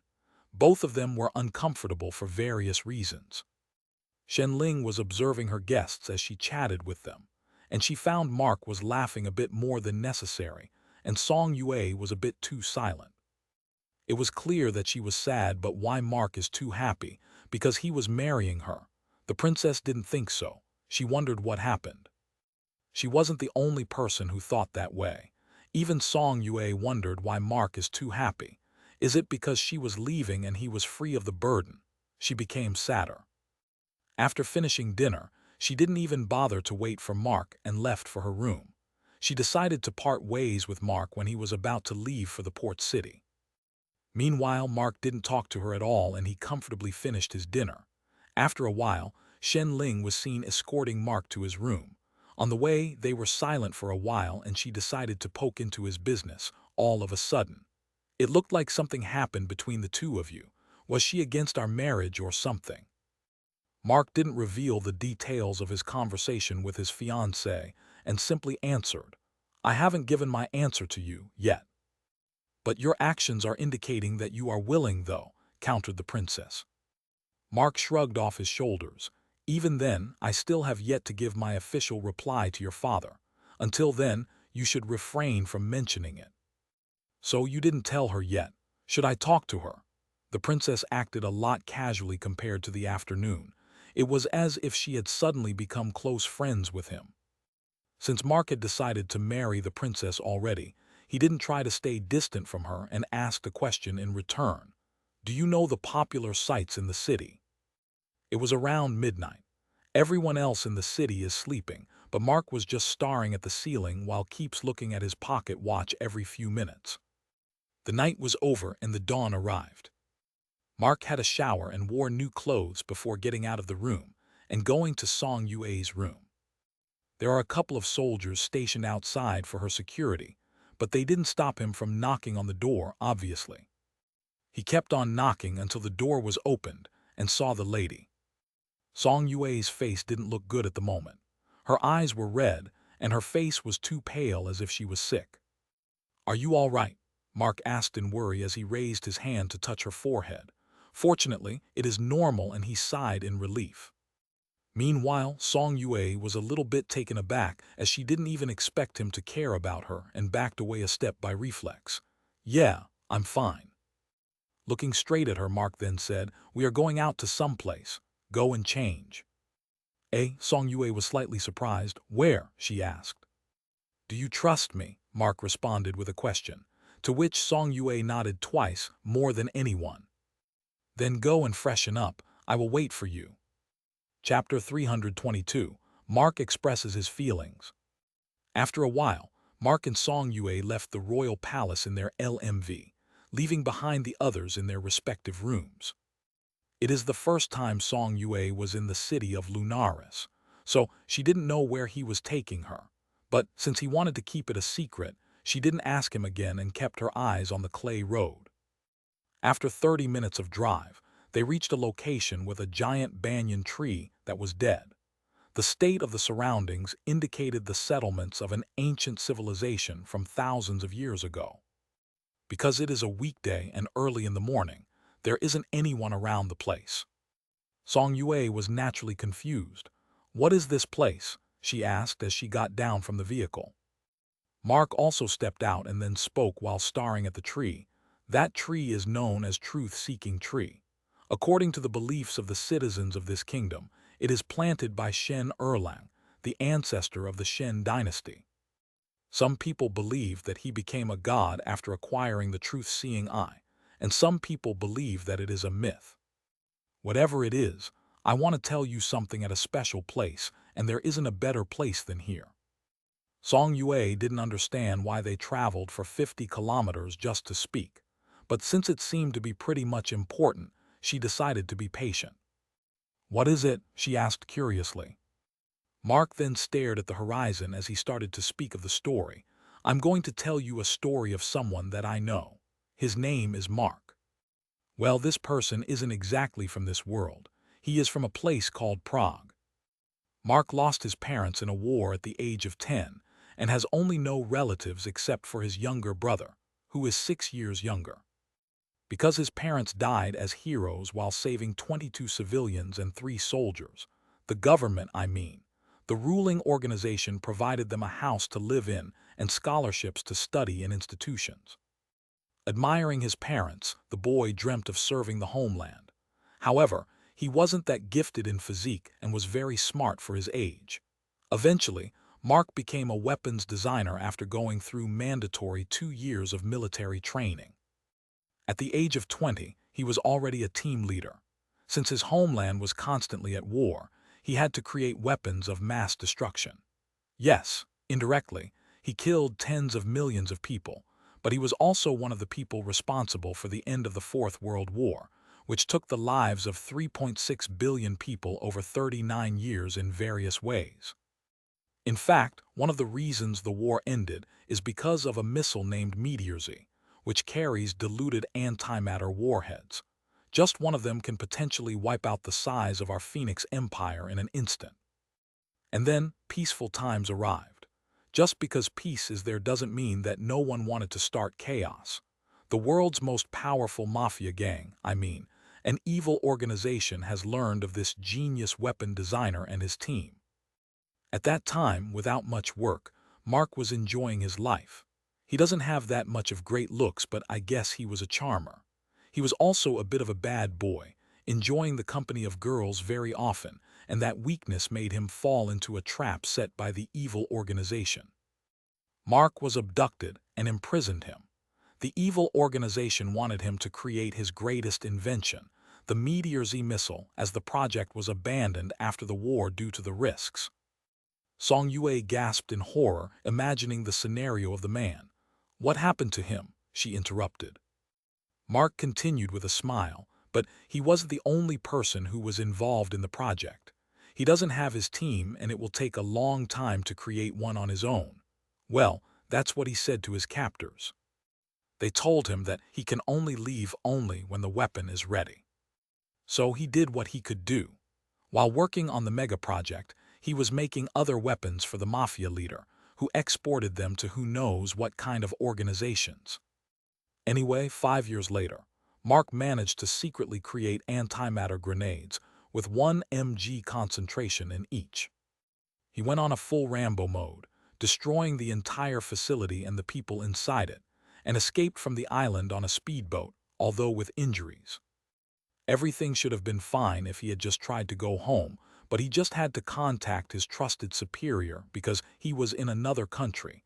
I mean the place that is ruled by someone else. You can think of it as another kingdom. Anyway, within a couple of days, he reunited with his friends after 5 years, and he thought he would finally go home, but soon he realized that he was betrayed. He tried to escape, but the old injuries acted up as he was shot 3 times. In the end, he jumped into the ocean but never surfaced. Song Yue didn't understand several things that he said, but she could at least understand the story. She became sad and commented, "Poor guy." Mark shook his head. "The story hasn't ended, Song Yue. It is just the beginning." She looked at him. "What else is there? Did he perhaps survive?" Song Yue wondered. Mark continued with his story. Mark thought that he would die, but when reopened his eyes, he was in someone else's body with the original body's memories. His soul was merged with a young man who was equally unfortunate. Song Yue was taken aback by the development of the story. Suddenly, she felt like her fiancé wasn't telling her about someone else. She listened in patience. This young man is the son of the emperor and his consort, but he was born without ether energy, and so he was abandoned by his mother. If that wasn't enough, even his adopted parents were mysteriously killed by a burglar, and the nobles squashed the case using their authority. He developed a hatred for nobles, but he doesn't have any power. Hence, he only tried to live a normal life like every other commoner out there. But the heavens didn't abandon him. His misfortune turned into a blessing after his soul merged with Mark within a few months. Since then, unbelievable things happened to him one after another. He met new people, created enmities with powerful people, became rich, and even a princess of a neighboring kingdom proposed to him. However, that darkness had never gone from his heart. The betrayal from his love, then, his superior, his friends, and the injustice faced even by the other soul he merged with, everything clustered together to give him just one goal: revenge. He couldn't take revenge against the people from his previous life, so all of their sins will also have to bear by the sinners of this life. Until he does that, he can never move on with his life. But fate has another plan for him. Now it became clear for Song Yue, even though Mark never spoke of the word Lu Zhen. She became emotional. She pointed at him while tears filled her eyes. "It's you." "Yes."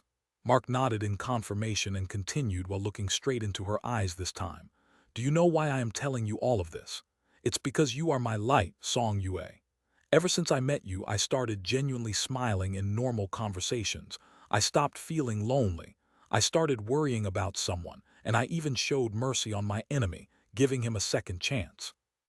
In my life, I have lost my parents, my teammates, my friends, my brother, and probably myself. But I don't want to lose you too." As Song Yue already started tearing up, Mark stepped forward and grabbed her arms. "I love you as a man loves a woman, Song Yue. Please don't leave me. I'll do anything that you ask." As the tears ran down her cheek, Song Yue responded with a request.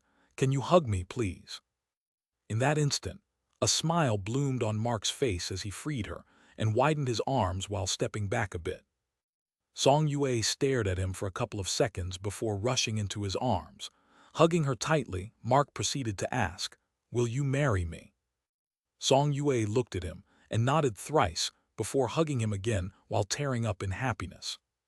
Chapter 323. Alan joins the guild. Genesis Training Grounds, Imperial City. Cling, cling, cling. The pair of swords were constantly clashing with each other at a pace that couldn't be seen with naked eyes by anyone weaker than an average four-circle realm expert. As usual, Lin Zhu was trying her best, and Alan was matching her speed, countering all of her attacks and pushing her back. Here, check out my new move. Lin Zhu leaped back and somersaulted a few times to gain a considerable distance before she charged forward with the sword. Upon reaching him, she made a sharp cut to her 2 o'clock, slightly surprising Alan, who thought she would fake thrust at his chest but attack one of his thighs instead, based on her previous pattern of fighting. As Alan glanced to his left, Lin Zhu then threw a concentrated sphere at him, which he blocked with ease. However, it was nothing but a distraction for her, as she had already gone to her next location, which is in the 2 o'clock direction from her current spot, with her sword drawing a line on the ground, using her ether energy. She threw a sphere of concentrated energy before going to her next position. After doing this 6 times in a row, she returned to her original spot and raised her sword to the sky, unleashing the skill. Hexagonal lightning barrier complete.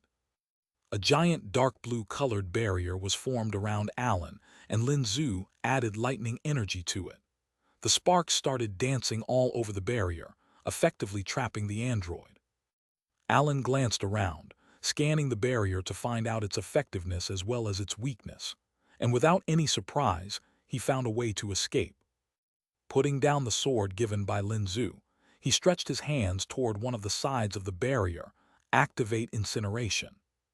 In the next instant, powerful blasts of fire were shooted from his palms, hitting directly at the center of the target, where the thickness is very less and no lightning sparks for some unknown reason. With the help of blue flames, a hole was made in one of the sides of the barrier, after which the barrier broke like glass and Lin Zhu's face darkened. She protested, "It's not fair. You broke the rules of our agreement." "When did I do that?" Alan appeared to be confused. Lin Zhu puffed her cheeks and looked away. "Didn't we agree that I won't use lightning mode and you don't use your attribute techniques?" Alan answered straightforwardly, "But it is just flames created by the hydrogen combustion." "What is hydrogen?" Lin Zhu didn't understand his words naturally. Alan immediately started his explanation. Hydrogen is the chemical element with symbol H. As he went on with a half-an-hour lecture about the hydrogen element and its uses, Lin Zhu, who didn't understand a bit, finally lost her patience and hurriedly stopped him before her brain gets heated. "Okay, I got it. How about we stop this sparring session for today?" Okay." Alan stopped showing off his scientific knowledge and gave the sword back to her. "Here." However, Lin Zhu didn't take it and said, "No, that's a gift. It belongs to you." "But nothing belongs to me. Everything I use belongs to my master," replied the android as he pierced the sword into the ground, indicating that he doesn't want it. "Do you know why your master ordered you to find a hobby on your own?" Lin Zhu responded to his rejection with a question. As Alan shook his head, Lin Zhu explained, "I think it is because your master wanted you to be independent. He wanted you to develop your own thoughts on the matter rather than just following his orders blindly." "Is that the reason?" Alan appeared to be surprised, believing her words. Lin Zhu nodded. "Yup, that is why it perfectly makes sense for you to own a sword." Alan wanted to argue that he had a divine sword and doesn't need her platinum-grade sword, but Mark's firm order made him swallow down those words. Seeing that Alan is still refusing to take her present, Lin Zhu made her next move. She asked, "Say, Alan, do you treat me as your friend?" Alan nodded twice. Lin Zhu then asked, "If that is the case, then is there something wrong if I give a gift to my friend?" Alan shook his head. "Simple, then it perfectly makes sense that you should take it." She urged him to take it. Taking the Damascus steel-made sword into his hands, he asked, "Do I need to carry it all the time?" Of course not. Didn't you have any storage ring?" Lin Zhu reminded him of the most obvious thing, but in the next moment, she realized that he doesn't own the ring. Until now, he was used to using Mark's inventory as his storage, but because of the system's upgrade, that facility can no longer be enjoyed for the next 4 weeks. Hence, he had no choice but to depend on Elena, who was the only one to be given a storage ring. When he said that only his sister has the storage ring and the money, Lin Zhu became furious. She didn't voice it out so as to not disappoint Alan, but she cursed Mark in her heart for earning millions but cannot even look after his so-called siblings properly. Okay then, follow me. I will buy you the storage ring. Lin Zhu offered to help. Alan gladly accepted the favor as he wasn't that complicated as a human, since he realized that he can receive any gift from a friend. Then, the storage ring is also the same in his eyes. Lin Zhu was delighted by his reply, and she let out a rare smile before dragging him to her horse carriage. A couple of soldiers stationed murmured among themselves as the horse carriage slowly left their sight. As Lin Clan's horse carriage was traveling to the market located in the inner sector, she talked about the task Mark gave to Alan. So, what do you think about the hobbies so far? Did you find one? Alan shook his head. I have no idea. Do you have any suggestions, Sister Zhu? Lin Zhu nodded and replied, I have actually just thought of one. It was something that not only helps the both of us in a way, but also your master. What is it? Alan turned curious. Lin Zhu answered, adventuring. You can join a guild and become an adventurer, do quests and hunt down the beasts. You can sell the corpses to make money. When Lu Zhen returns, you can show him how much money you have earned by yourself. It can be the perfect example for being independent. Really? Alan's eyes glowed in excitement. There's nothing more joy for Alan other than completing the tasks given by Mark. Lin Zhu nodded in return, believe me. After buying a storage ring for Alan, Lin Zhu then ordered her bodyguard, who was currently acting as coachman, to leave for the guild district. Actually, Lin Zhu had a reason for giving such a suggestion. Her father told her to join a top guild and experience the life of an adventurer for a while, but she was unwilling to do it, feeling that it is a waste of time. But if Alan tags along with her, she thought her adventures will be interesting. At the same time, there's also a small hope in her heart that Alan will stop thinking of himself as Mark's slave or something. After a while, the horses entered the guild's district. The Lin clan's crest on the carriage obviously attracted the attention of the passers-by. The adventurers among them wondered whether the Lin clan has any quest to issue. The only big question is, at what guild? However, to everyone's surprise, the horse carriage didn't stop before some known guild. Instead, it stopped before a tiny guild known as the Ace. Lin Zhu and Alan stepped out of it, walking toward the building, attracting the attention of the people once again. Lin Zhu might be a familiar face to everyone, but Alan wasn't. At the same time, his looks cannot be ignored either. As a result, some thought he might be her fiancé and wondered about his identity, while others thought that he was her guard based on his battle wear. Ignoring the gazes of the people around, Lin Zhu and Alan entered the guild, once again earning the attention of the guild members standing around in the lobby. All of their eyes were on the girl who was walking with steady steps, and by the time she reached the reception desk, the guild master already rushed down the stairs and hurriedly greeted her, introducing himself. Lin Zhu solemnly nodded and said, Mr. Wang, we need your guild membership. Only then did the guild master pay attention to Alan, who just looked like someone that can piss off any average-looking male. And you are. As he cannot sense any ether energy from Alan, he didn't think much of him but still spoke politely in order to not offend Lin clan's princess. Lin Zhu introduced him. This is Alan Spencer. Wang Jian never heard of the name. Hence, he didn't react much and even thought that it was too foreign. He commented, Hello, Mr. Alan. I'm sorry, but you have to go through a test. Lin Zhu wanted to reveal his background, but she kept her mouth shut. As Alan nodded, Lin Zhu walked away and let the spar happen in the lobby. The others curiously looked at them, wondering why a civilian want to become an adventurer. They are weak, but that doesn't mean that they can be humiliated like this. Wang Jian and Alan stood a few meters apart. The former then said, "This is just 1 minute spar, Mr. Allen. Just come at me and try to land a hit on me." And in the next moment, Allen was standing at the guild master's place, and the poor guy was unconscious. Chapter 324, Journey to Fujian Island. 2 days later. Outside the palace gate, the king of Western Moon and his daughter were standing there to send off the guests. While King Shen Niu looked like he wasn't all that pleasant, the princess appeared to be very happy. She was smiling from ear to ear as if she had found some heaven-defying treasure. "Okay, I'll be leaving, Princess Shen," said Mark as the others got into the vehicle. Shen Ling smiled brightly and replied, "I already told you that you don't need to be formal, Lu Zhen. We aren't strangers anyway." "Well, it'll take time, I guess." Mark shrugged his shoulders in response before turning around to walk away. "Lu Zhen." The princess called his name, to which, as he turned his head, she further said, "I'll be waiting." Mark let out a smile and nodded before continuing to walk toward the vehicle. As the vehicle started to leave away from the palace, Shen Ling and her father watched it until it disappeared from their sight. Turning around to return to the palace, he said, "I didn't expect him to accept this marriage, my daughter." Shen Ling replied, "Well, I told you, father, he will be my husband." "Yeah, I really underestimated you and him."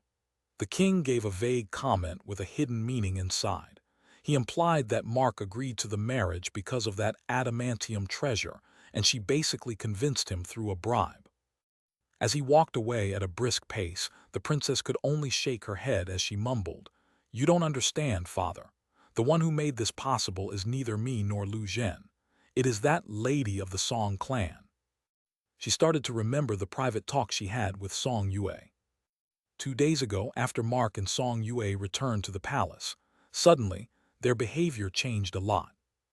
In Shen Ling's eyes, they didn't just make up with each other, but something had happened, which she has no idea about. But she was too happy that Mark officially told her father about the acceptance of this marriage proposal. Hence, she didn't put too much attention to the matter. However, after the dinner, while Mark had wine with the king and the prime minister, Song Yue initiated the conversation with her, asking to her talk in private, just the two of them. Song Yue revealed the real reason behind her engaged status, and she further thanked the princess for unknowingly pushing Mark to confess his real feelings. And that made their fake engagement a completely real one. Song Yue told her that she was no longer worried about Mark getting married to someone else as long as she was in his heart. Seeing the sincerity from Song Yue, the princess of the Western Moon Kingdom expressed her thanks and clarified her that she doesn't plan on stealing Mark from her. The princess also reiterated that she was really interested to be friends with Song Yue, as she is very important to Mark. Back to the present, Mark was driving the vehicle toward the port city of Lushan. In about 6 hours, he covered 396 kilometers and reached the destination.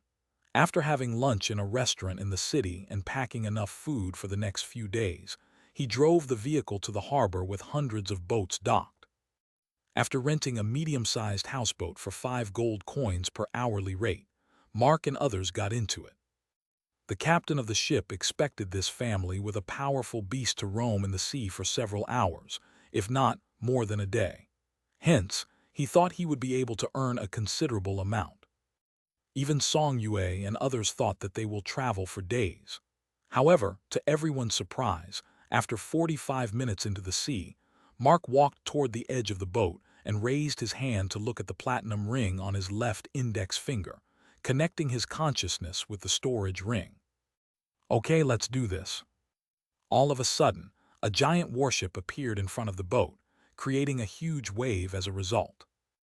Lan Ju, the Zhang, acted fast by conjuring up an ether barrier over the boat. The wave hit the barrier and passed away without being able to hurt anyone else. As the captain thanked Lan Ju, Mark told him that they were going to stop traveling on their boat, further asking him to get near to that giant warship in the middle of the ocean. Except for Lan Ju and the Zhang, the other two were familiar with the destroyer. Hence, they didn't stay in a daze for very long, and thankfully the Zhang wasn't that attached to materialistic things. Only the Manticore was in a daze for a moment, looking at its massive size. It felt like it seriously underestimated the humans. Soon, everyone boarded the warship while Mark went downstairs to the captain's cabin.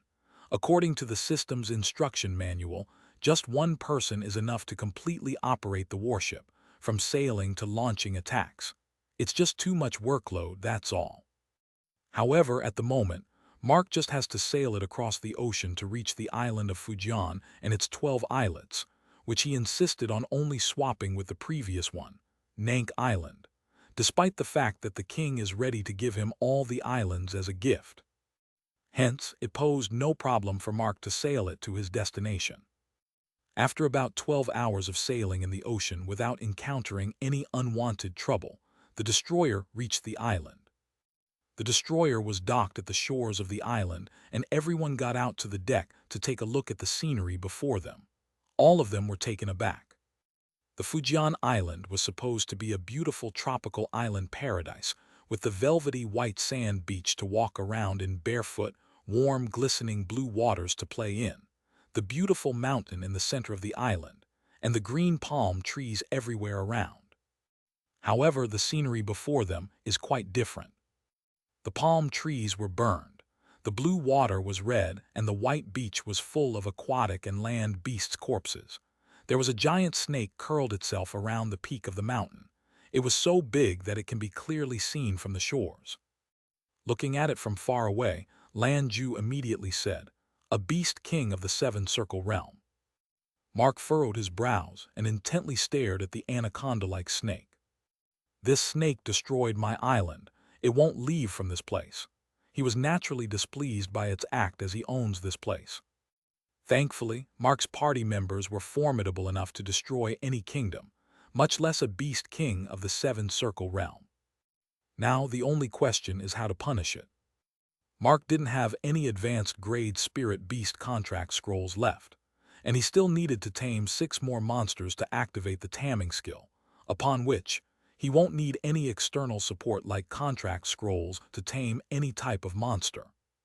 At the moment, he cannot forcefully tame it, and killing it appeared a small punishment. It was then he suddenly remembered something he read from the manuscript written by the greatest beast tamer, Zai Chen. It was given to him as a present by Shang Jiao at his engagement ceremony. The manuscript not only contained the guide, but also the characteristics of different types of beasts. Mark turned his head to look at the Zheng. "Lan Ju, I need you to do something for me." Chapter 325.1 Lin Zhu and Alan's First Quest, Part 1. Upon hearing Mark's request, Lan Ju acted right away. He dashed forward and reached the top of the mountain within 20 seconds. Song Yue and others could already see the giant serpent was blasted into the sky before it freefalls onto the ground. Another minute later, Lan Ju returned to the party and informed Mark, "The snake was willing to form a contract with you on the condition that it won't be taken away from this island. It told me that it was born here and appeared to be quite attached to this island." Mark never planned to carry it away too. He agreed to the terms. "All right, let's go and meet it." After a while, "So, let me get this straight. You stay here as the guardian and I will grant you the freedom to roam around. The mountain will be your home and I won't touch it either. However, the entire forest will be reduced to the ashes and you have to accept the terms," said Mark as he looked directly in the eye of the 500-meter-long serpent beast. "The rest of the contract is quite easy. All it needs is Mark's blood to be consumed by the beast and vice versa. It was an equal contract and the terms were set beforehand."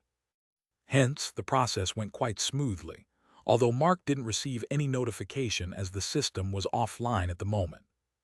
After the contract was completed, the giant serpent named Yang returned to the mountain and curled itself around its peak. Meanwhile, Mark took out 50 robots from the storage card, lining them up straight. The others wondered if these robots will clean up the island. However, Mark had no plans to do that yet. He spread a large sheet with the drawing of a house and its parts. "Go and cut down the trees." He ordered the robots to get down to the work. About 4 hours later, 2 wooden houses were built in the middle of nowhere, one for Mark and Song Yue, and another for Lan Ju and Song Yun. After that, a large kennel was also built for Baltro. "How long we're going to live here?" asked Song Yue. She was staring at the house in awe. Meanwhile, at the Imperial City. Inside of the Guild Ace, Lin Zhu and Alan were standing in front of the Guild Master, who had the scrolls in his hands with quests. He was nervously explaining each quest to Lin Zhu, while observing Alan from time to time. "No, it is too far. No, the quest is too easy. Are we boar hunters or what? Finding the kidnapper of a minor noble family's heir. Do you think my status is that lowly?" Lin Zhu was rejecting every kind of quest available, giving the reasons one after another as she wanted a perfect quest for Alan's first quest as an adventurer. Alan calmly watched it from the side without giving his opinion until the guild master spoke of a certain quest with serial killings.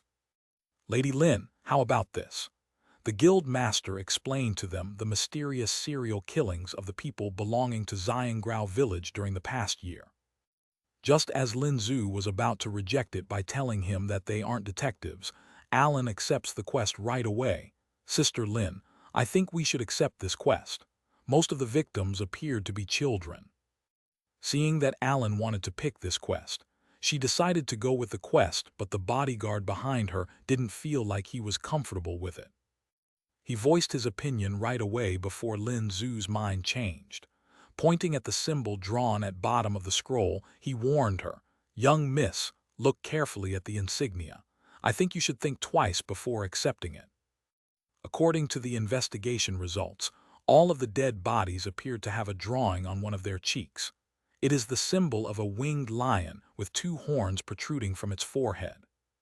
One who has knowledge of the demon worlds, Ars Gotia, would realize that it belongs to Vapula, one of the 72 demon lords. It means that the organization behind the assassinations either was using these victims as sacrifices to Vapula, or the founding members might have just randomly chosen them as their organization's insignia. If it is the latter, it is all right, but if it is the former, then those occultists might pose danger to Lin Zhu, or so her bodyguard thought. Lin Zhu stared at the quest for a few seconds and nodded as she looked at the guild master. "Okay, we will accept this quest." "But young miss," the guard tried to warn her, but she retorted with her statement. "If it is that dangerous, then this quest might have gone to one of the top guilds." I guess the bodyguard had no choice but to obey her, as she had logic backing her statement. On the dawn of the next day, they were seen leaving on the horses provided by the guild. Because of the location of the village, they had to ride horses instead of traveling in a carriage. Obviously, Lin Zhu's bodyguard secretly followed them from behind. After about 6 hours of travel, they reached the forest of Shunan, named after one of the emperors. Right from the entrance of the forest, it was quite thick with a single narrow path leading to the village that the horses had to slowly walk. Looking around the bushes and the trees, Lin Zhu spoke. "Alan, don't you think that it is really weird that a village was built in the middle of a forest like here? Not to mention, they aren't simple villagers either. They were retired soldiers, for God's sake. Why do they have to choose such a location?" Alan scanned the place and commented in response, "It is probably because of the red sandalwood." Lin Zhu suddenly pulled the reins back and stopped the horse. She looked at him in surprise. "Red sandalwood. It wasn't mentioned in the quest details. How did you know?" Alan pointed to a nearby tree that has a red bark but wasn't giving off any aroma like normal sandalwood trees. "Wow," she exclaimed, contrary to her cold and calm personality. Her reaction made Alan ask, "I'm sorry, but does red sandalwood has uses other than for medicinal purposes or furniture?" He came to an earlier conclusion because of its uses and nothing more. It was only after Lin Zhu reminded him of its price he realized why she reacted that way. The red sandalwood in this world was known to only grow in the Blood Hill Forest at the Tier 5 zone, which is dangerous for anyone below the 4 Circle Realm Spirit Warriors. And due to its extreme rarity, wealthy families like to prefer it as the raw material for furniture. Hence, the price of red sandalwood per 1 kg goes as high as 500 gold coins. It is indeed too expensive. Lin Zhu decided to report this matter to the imperial palace after returning, as such treasure belongs to the empire. Maybe this will let her gain the favor of the emperor and use it to forever get rid of the third prince from her back. She doesn't like Shang Wei, and it was extremely uncomfortable for her to keep rejecting him every time he shamelessly tries to woo her.